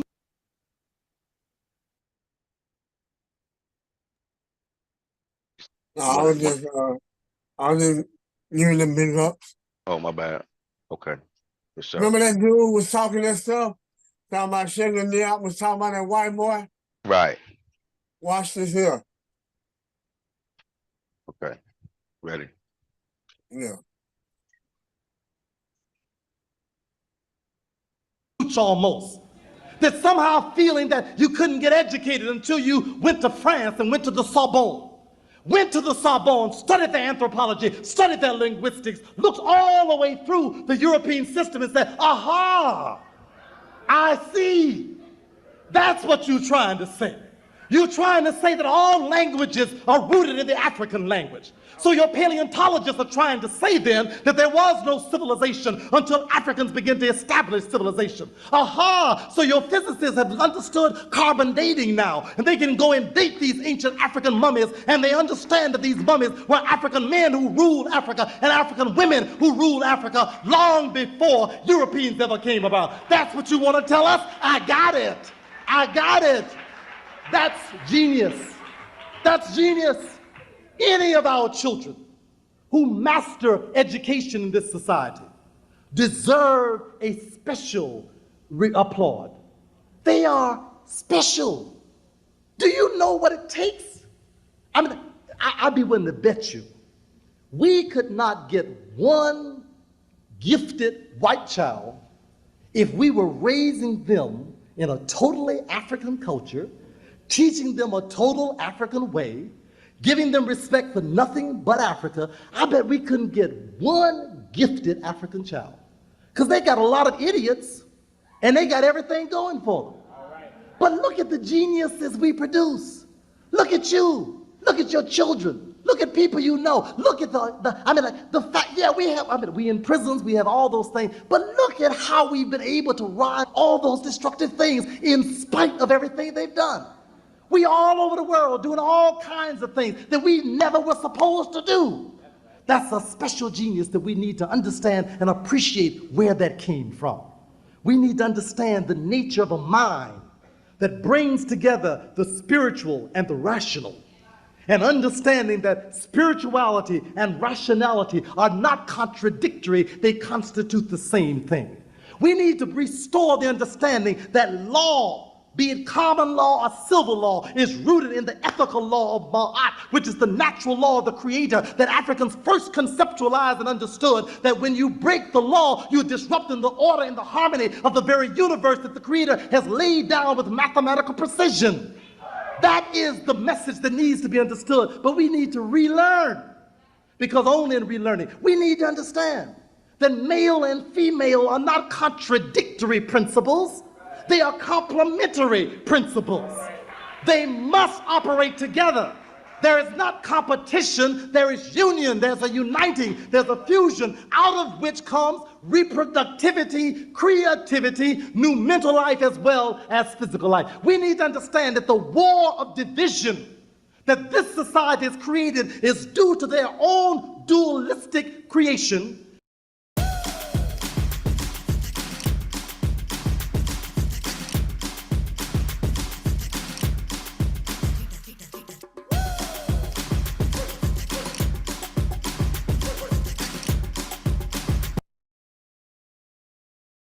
That created a concept of rivalry when things were supposed to be together. We need to understand, this is the relearning we're talking about, the re-education that begins to teach us there is no such thing as individualism. No such thing as individuality. There is only the community. Only the community. Every life that exists was brought into existence by a community.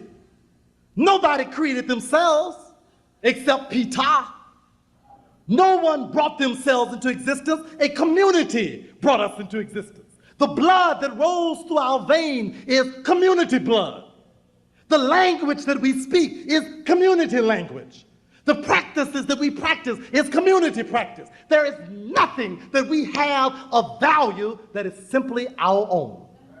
The Western world has created this concept of individuality that has us at war with every other person, every other being, having us feeling like we are islands separated, not understanding that we are tied to eternity by our connection with each other. We've always been here, always will be here, and cannot be destroyed because we constitute a continuous, consistent, monolithic whole tied together to the very origin of life on this planet. That's the relearning that we need to do. Second, I got to finish up, time's getting late. Second, this is what we need to do. This is how we liberate this mind. We need to celebrate ourselves. I meant like stop apologizing to white folks for loving yourself. Stop apologizing. Stop doing it. Look, it's their problem that they believe that loving black means you hate white. Now, some of us hate white, and that's realistic. But that ain't got nothing to do with loving black. Those are mutually exclusive realities. I don't have to explain to them. I don't have to apologize to anybody on this planet. None of my people ever enslaved them. None of my people ever systematically went around lynching them. None of my people put bombs in their churches and blew up their babies going to church. None of my people ever raped them wholesale and created a mongoloid generation of people who didn't want nothing but a bunch of bastards out of the consequences of rape. We have not done any of that to them. We don't have to apologize to anybody. Don't buy into that reverse racism stuff. Ain't no such thing. There's no such thing. Listen. Celebrate you. Be glad to be you. Be you at the best you can be. Don't be no second-rate you. Don't be no mom and pop you. Be skyscraper you. Be trade center you. Be Main Street, Park Avenue you. Be Guggenheim Museum you. Yeah, you see, we have problems celebrating ourselves because we don't know how important we are yet. We don't know the power of what we are, so we don't know how to celebrate. So we think Black History Month is enough. We think a kente cloth shawl is enough. We think to have 2 black books on the shelf is enough. We need it everywhere. We should never take another of our child and put him on any white man's knee and say, Santa Claus, bring me a damn thing. Don't you do it. Don't you do it. Listen. It is insanity. Does anybody in here still do that in 1993? Do you take your babies and put them on this fat white man's knee and have them begging this white man to bring them stuff?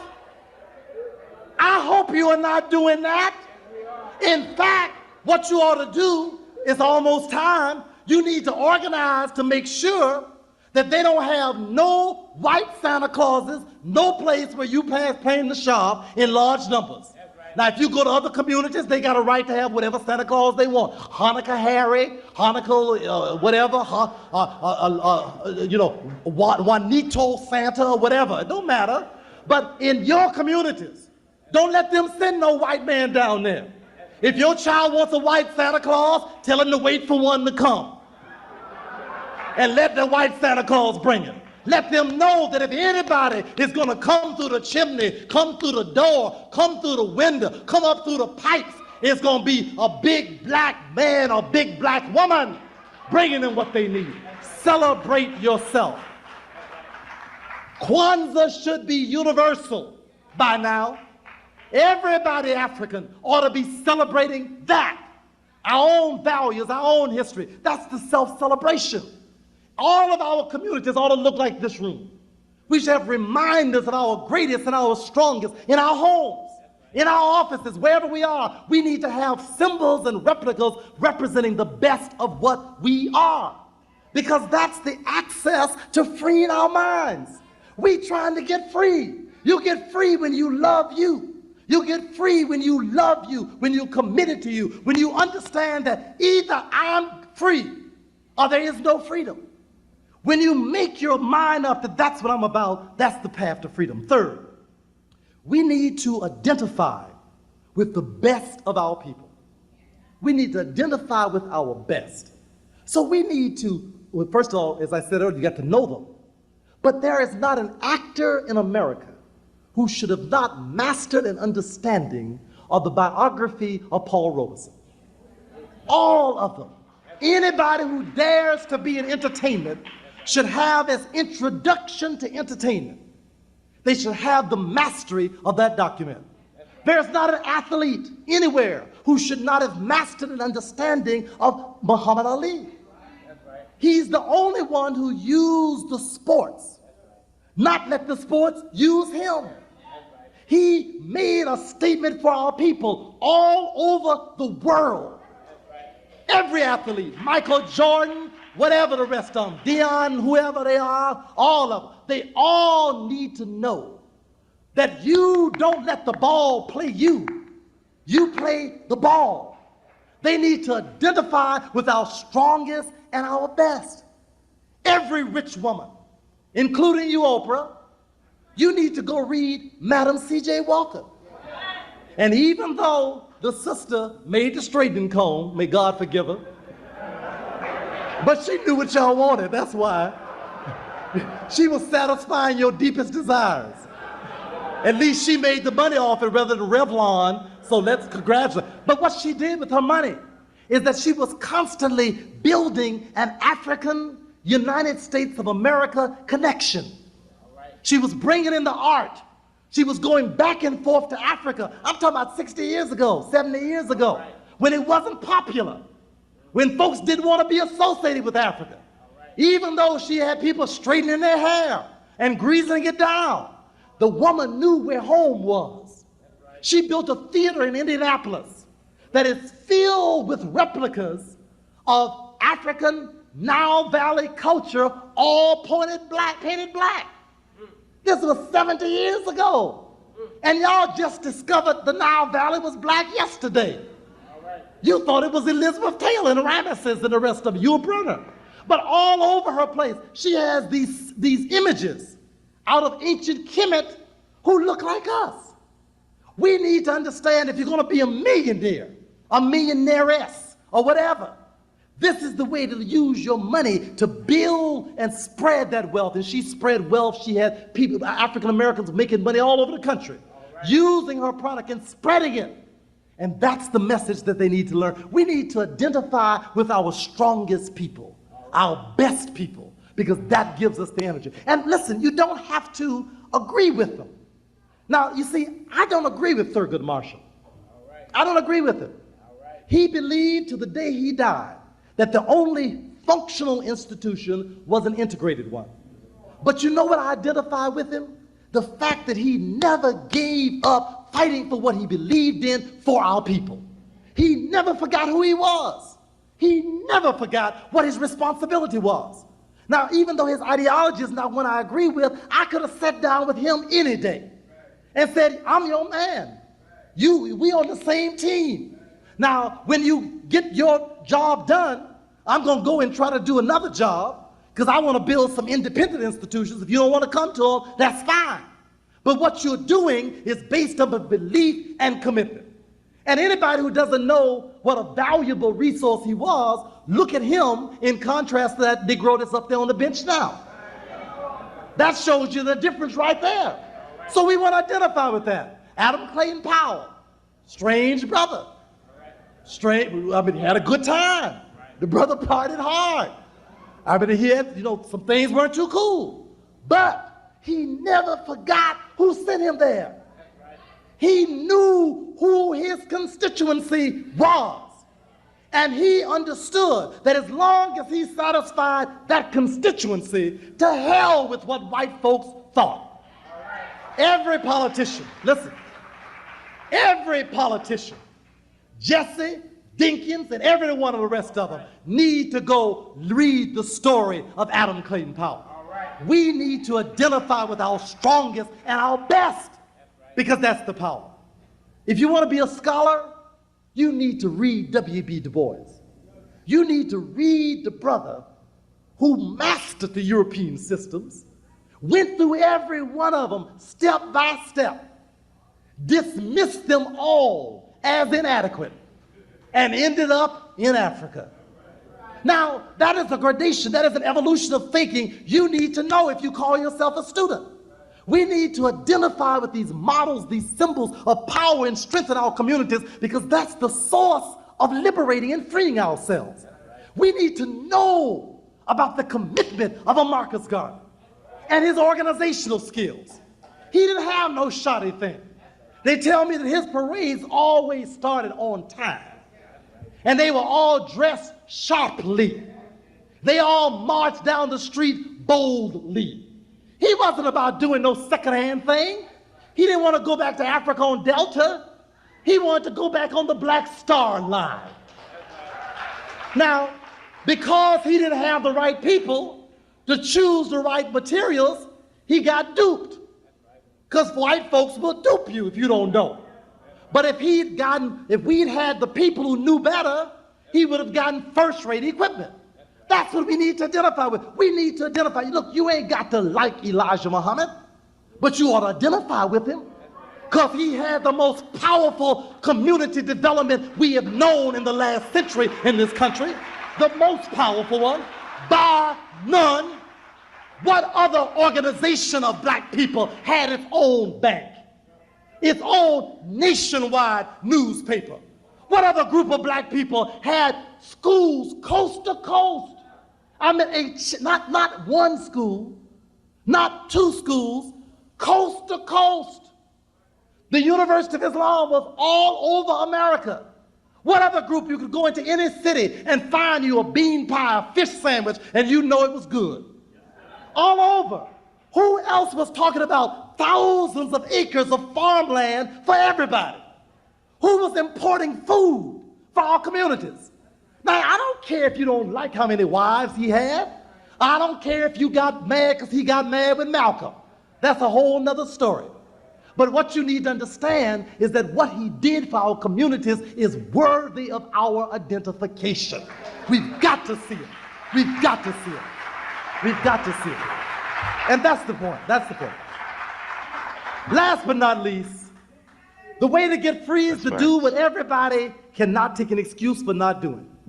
You want to know what's to be done? You have got to do it. Service, commitment. Everybody has got to commit themselves to doing something. Something. Regularly and consistently. Y'all got to stop being jived. I get so sick of us. Yeah, brother, I'm going to be there. And what time you want me there? I'll be right there. You see this crazy former slave? 2 weeks later, oh man, I sure forgot. But if the white man tell him to be there, he'll be there, scratching. Yeah, boss, here I am. Look, these things don't work unless you make them work. You know, why hasn't this place been bought and renovated yet? I mean, like, you know, why is it still, listen, this belongs to us here. It should represent us. We ought to have indirect lighting coming up out the floor. We should have platforms that rise and fall, seats that are so soft you have to fight to stay awake in here. You ought to have all kinds of artwork imported from the best black artists. Outside, you ought to be able to see this place for miles a while around. Way up at the top of the sky, you should see a red, black, and green flag. UAM is over there in Brooklyn. You ought to be able to see it. That's right. People all over the Northeast want to ride by here and say, look at that, look at that. See, look at that. Look what they've done. Why shouldn't we have the best?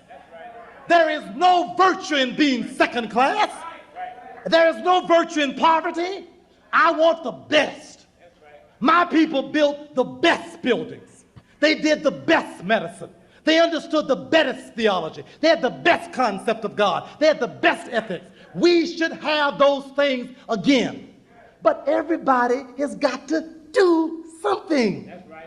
And you got to do it regularly. Right. I got to depend on you to do it. We've got to deal with each other with the same respect that we run other people's systems. We've got to stop expecting somebody to do something for us. We take people like these one or two brothers and sisters of UAM and kill them. Run them to death. Right. Run them to death. I mean, what I'm doing is my work. I don't mind being here at all. Listen. But folks almost kill me. Listen. John Henry Clark, every place I go, that brother is blind and almost 90 years old, and he's all over the world. And people are pulling on it, pulling on it, pulling on it. Nobody says, what can we do for you, brother? John G. Jackson died in Chicago just a few weeks ago. Died in poverty and bitterness. Chancellor Williams died this year, bitter, in poverty. Our best scholars, our best thinkers gave their whole lives to doing research to get us free, thinking about nothing but us, gave us the best jobs, the best money, used their genius to do nothing but us, and we let them die in poverty. The ancestors will pay us for this. We continue to destroy each other by sick, destructive, crazy mess. Throw away more money on a bottle of beer than you will on trying to bring understanding to your people. We should be ashamed of ourselves. We need to understand. On vacation? Amazing. He is rarely speechless. You guys see And service. Look, John Henry Clark should never have to go anywhere. Thank you. We need him. But you know what we need? We need to get a cable television hookup. That's right. Take it to his studio that we build for him. That's right. Put him down and say, when you feel like talking, come in and talk. Yes, and we'll take your picture and we'll beam it all over the planet. We don't need to have this man flying all over the world at his age blind.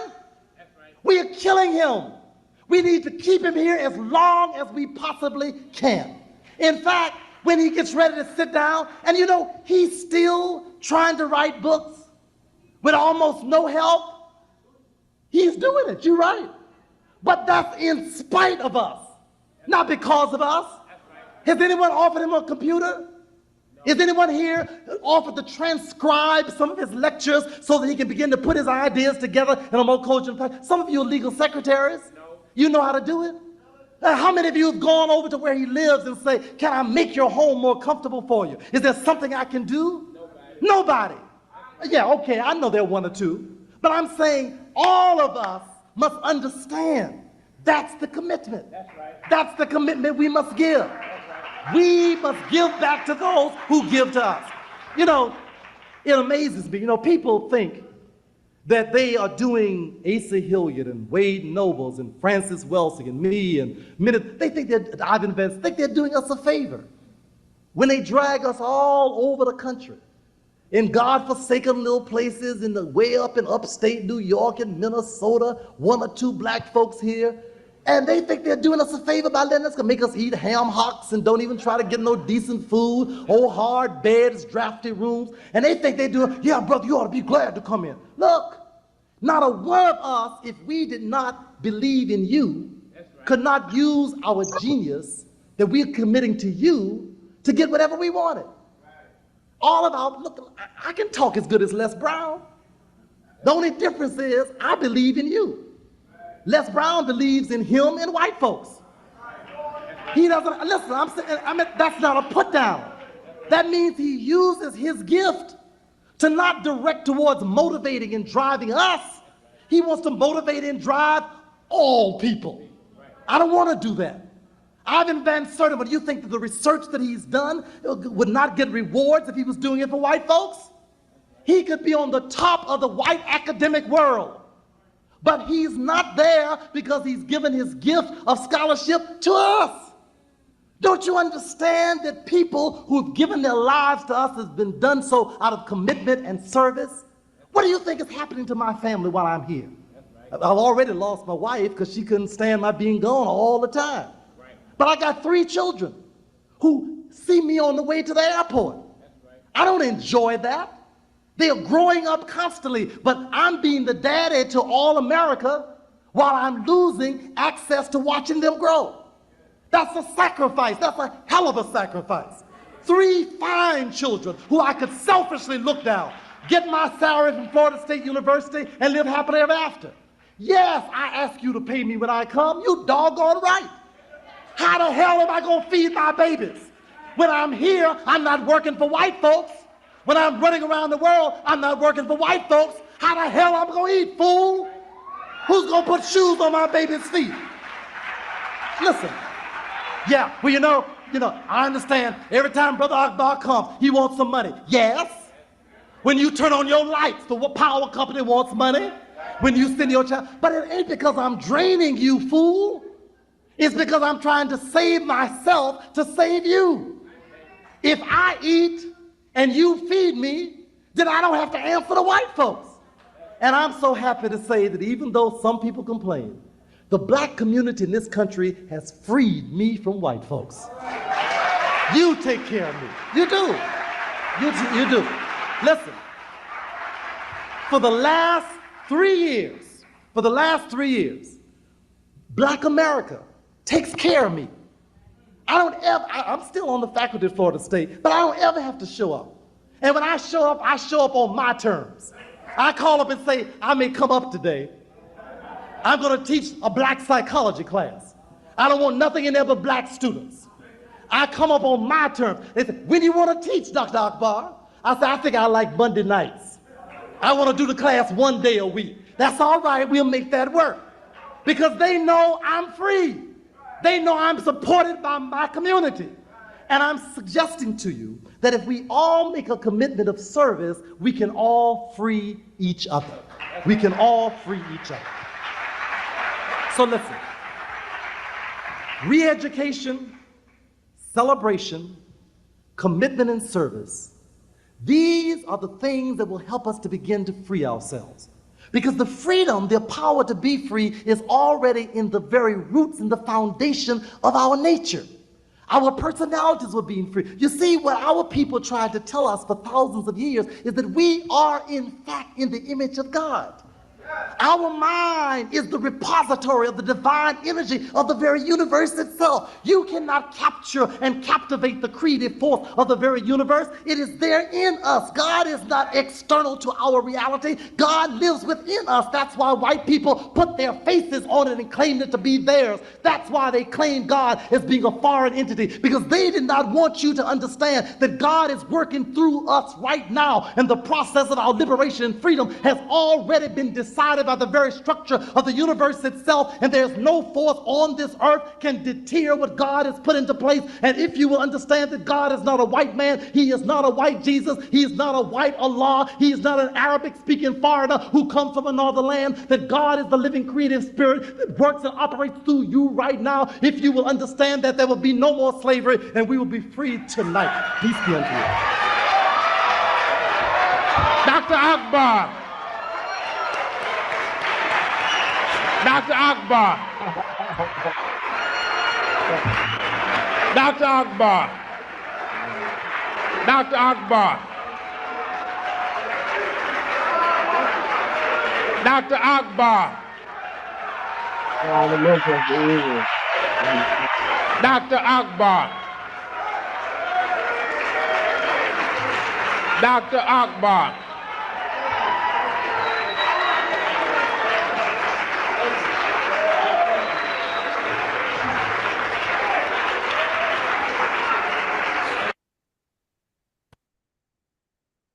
Already. Hey man, so like I said, fire as always. I mean, my man, dead on, man. Now, when it comes to the solution, right? I understand I get it. You know what I'm saying? I get it, right? I get it. But so so so that sounds good, right? And it does it'll work. But is everybody gonna look at it that way? So here's the thing. We know that we're not gonna bet it. It's not gonna be everybody that's gonna roll. Everybody not gonna roll. We already know that. We know that but my thing is this, man. I think if people see it working and happening, I think people will be more inclined to want to get in. Get on board for sure. Right. For sure. See? And so that's what I'm saying, man. When and that's what I was saying. And Jerald said he that's why he ain't say nothing. That's why I was saying, man, there's just so much that's against us uniting, right? Yeah. And this unity is just wild. It's just there. Competition. So when you got this unity, you don't trust each other. right. There you go. That's what it is. Basically, a trust. I ain't gonna trust these motherfuckers with my money. You're gonna find out your fear gonna bring in reasons that you're gonna say you ain't gonna trust it. It's too much money. It's gonna take too long, and just even if it was family, people don't trust their own family. So the circle gets smaller and smaller. Oh The yeah. next thing, as you Yes, said, you gotta actually see it happen. All right. So you gotta see it, and somebody gotta go through that whole process first. And then you might say it'll work. You know what I'm saying? Right. That's what gives you the confidence to bring in others. I've seen it work, people. I've seen it work. Now, your own people, it's gonna be smaller than whatever you think. You understand? And this is how it works. Some people might not get interested until they see that land get cleared. They say, okay, Jamie doing something. Some people ain't gonna too much say nothing to the foundation. Then they might come in. Some people ain't waiting till the walls coming up. Some people ain't waiting till they see the goddamn roof on the goddamn places, everything going in order. And then a year afterwards, they might, okay, and then they've been there around a year. Some people ain't gonna wait until it's good for 5 years. That same person gonna come. They gonna come and tell you. I remember when you got this land cleared. They watched the whole goddamn time, but they will not commit. Now, when it was said later, they're not committing until they think it's a go for them. They're not gonna come in when they think they gotta take a chance. But You know see, what I'm saying? by that time, it's gonna be way more expensive now. Now, instead of the $5,000 to buy in, you might not have to make another payment for maybe, you know, you know, shit. There ain't no telling when you gonna have to make another payment, because like I said, you know, the land is being paid for out of an escrow. You know what I'm saying? Uh, then sometimes I've seen where you get this 1,000 acres, right? That has like a couple of water sources and all this kind of shit, right? I mean, they was only like, man, I seen one for a million, a little over $1 million, and I seen one for 300 some grand, right? So so it's out there, and they have water sources, and that's important to me. I mean, for the land to have some kind of water source, or at least one water source. You know what I'm saying? Uh, but yeah, man. Uh, uh.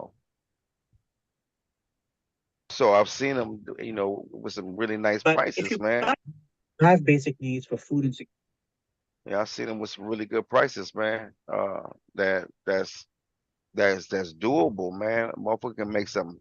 We can make something happen. Make it happen out there, man. You know what I mean? I'm talking about where even to a point where you could pay outright for the land, and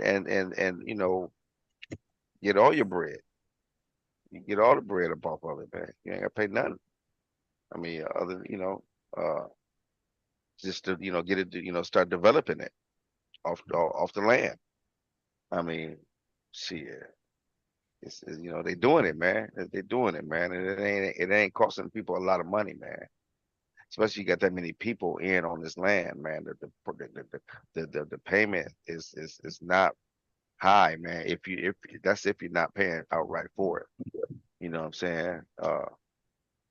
Yeah, man. You talking about, I'm talking about maybe a $5,000-6,000 payment a month. You know what I'm saying? Out of 20 people, whatever. Uh, you know, Yeah. you know, That type of people, and that type of mindset, who got the finances to do it, you know. It's and the commitment, you know what I'm saying? And you roll with it, you know what I'm saying? yeah, man. I mean, like I said, they got so many different kind of programs that pay you to do certain things, man. And it's a lot of them, and they pay you good money, monthly type shit. You know what I mean? Where you ain't got to worry about too much. You ain't really got to worry about no payment, man. It's just about developing that land, man, getting everything developed and you know cut out the way you want it to be cut out and whatever, man. But yeah, man, my man is dead on, man. With that unity, man, that's gonna that and I ain't saying it can't be done because they doing it now. Like I said, I seen 100 people. They got together, and they bought, I think it was like 1,000 acres or something like that, or a little over 1,000, 1,500 or some shit like that, man. They bought a nice chunk of land, and they was gonna go together, and they was gonna develop that land, man, and make a community. You know what I'm saying? A nice community. 1,500 acres, man. That, like, dude, that's a lot of land. That's a lot of land, man. You can do a lot with it. You can put a lot on there, man. And if you can get a big enough community, King, like you get into these different programs like HUD programs. These programs, they'll help you develop the land just so you can, house their clients, man. And they pay top dollar, King. They pay top dollar, man. Top dollar, man. They do, man. They pay HUD pay top dollar, man. Whether you know it or not, man. Like if you pay him, you might only the tenant might only pay 500, but HUD probably paying $1,700 or $1,800 for the apartment or for the house or whatever. Yeah, man. I mean, it's just a lot to be done in that, man. And then, like I said, they will fund it. They will help you develop it. They will help you build on it, man. Just so you can house their clients, man. And like I said, pay you top dollar, man. They got them programs, bro. I'm just saying, like we could have we could have we could man come together, man, as a community, King, and build something, man. That's it, man. You know what I mean?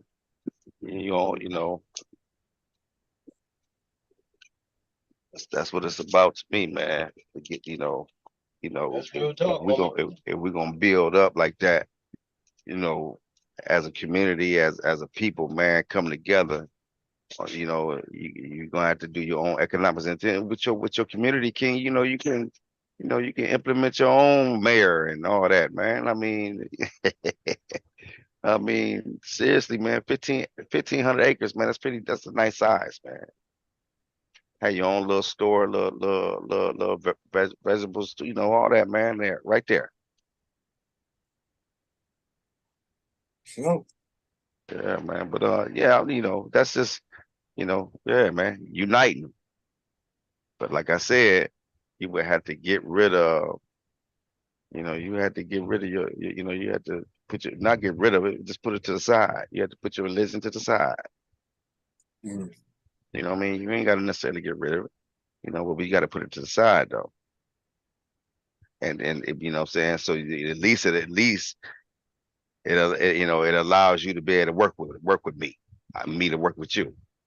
You know what I'm saying? You're not going against your code with what your Bible say or what your Quran say. You know what I'm saying? Or what the Torah say. You know what I mean? That's all I'm saying, King. You know, build a community, man. Our own community, like they saying. You know, our people fought so hard to integrate. You know what I'm saying? And now look what they're doing in their school system. See what they're doing in their school system now.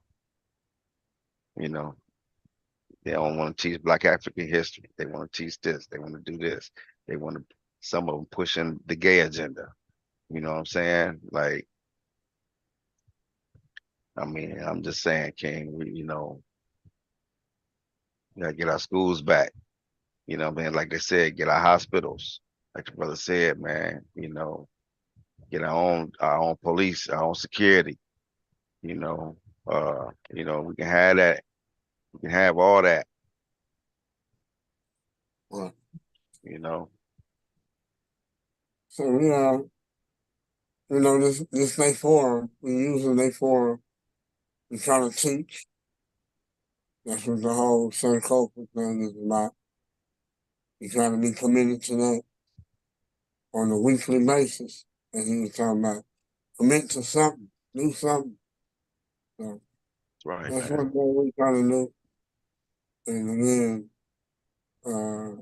this yearly, you know what I'm saying? There's no stop, every week, match and match and match and match. We keep trying to be committed to bring forth some type of education, some type of information, with knowledge of self or whatever going on with our people, So I'm proud to be committed on that service with that, with you brothers and sisters from the travel, And at the time, we also trying to relearn, reclaim, and rebuild our minds with that information. We definitely try to celebrate ourselves, you know. We identify with the best, you know. So in ways, we are, you know, trying to deal with the ultimate liberation through Sankofa. You know what I'm saying? A lot of people might not come in here because of fear. You know, a lot of people might not come in because they got their own thing. You know what I'm saying? Disunity. You know, they don't want to come together. You know, whatever the reason. Other ones, you know, it's like depending on other things. So, you know, all that makes a part of our people not trying to be free. So we can only offer it as a platform. I think we do a good job.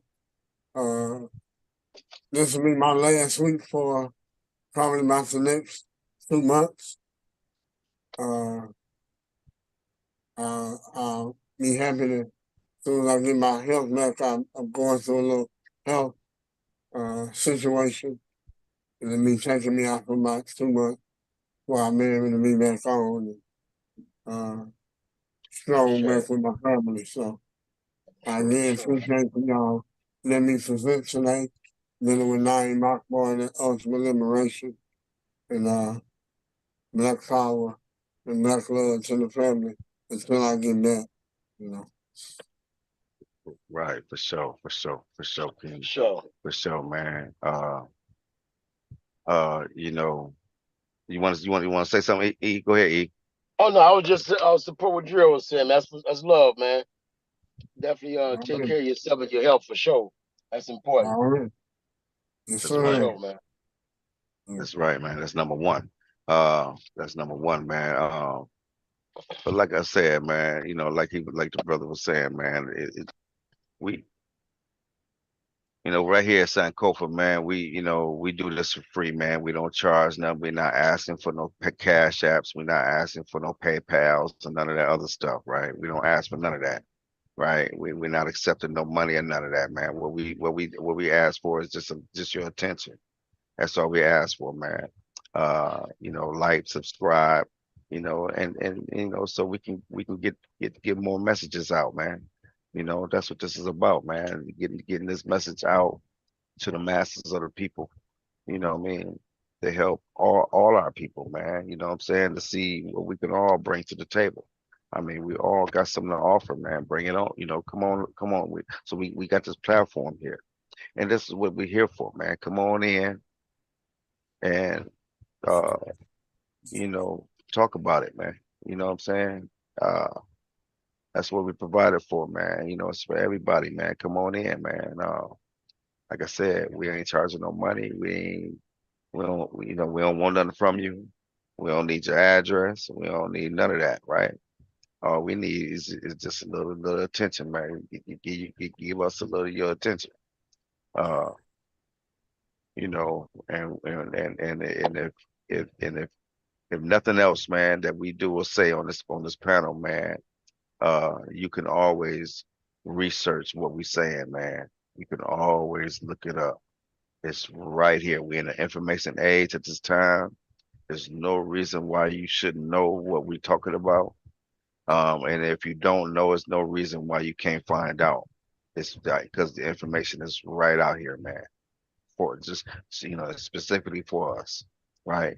It's right in front of us, and it's specifically for us, man. And you know,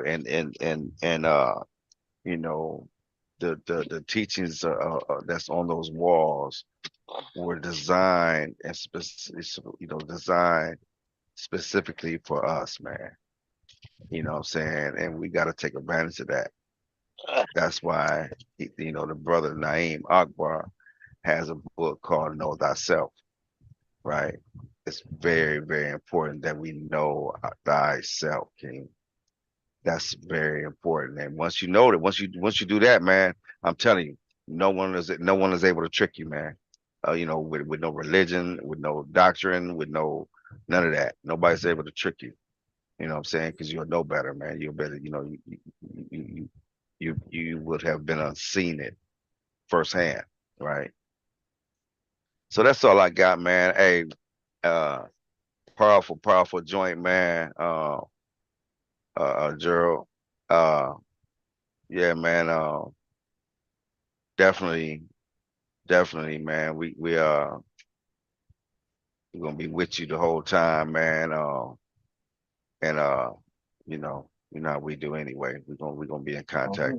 But yeah, the brother got to take a little time off, man. Uh, you know, get everything back right, man. And that's very important. We riding with you, King, for sure. We riding with you all the way. Uh, uh, I don't know what happened to Unc, but uh, Eric, y'all want to close out, man? We can get ready to close out. Yeah. I'm about to Uh, get up out of here, Can man. I just say thank you, Gerald? That was All right. unity. Okay. Unity is real important, and Oh, Gerald, absolutely. you're on my heart. So I'm there with you, and I love you guys. Thank you. Appreciate it. for sure. All right, King. Hey, and Gerald, man, appreciate you, King. You'll be We'll back. talk. Yeah, Yeah. you'll be back. Eric, you want to say something, King?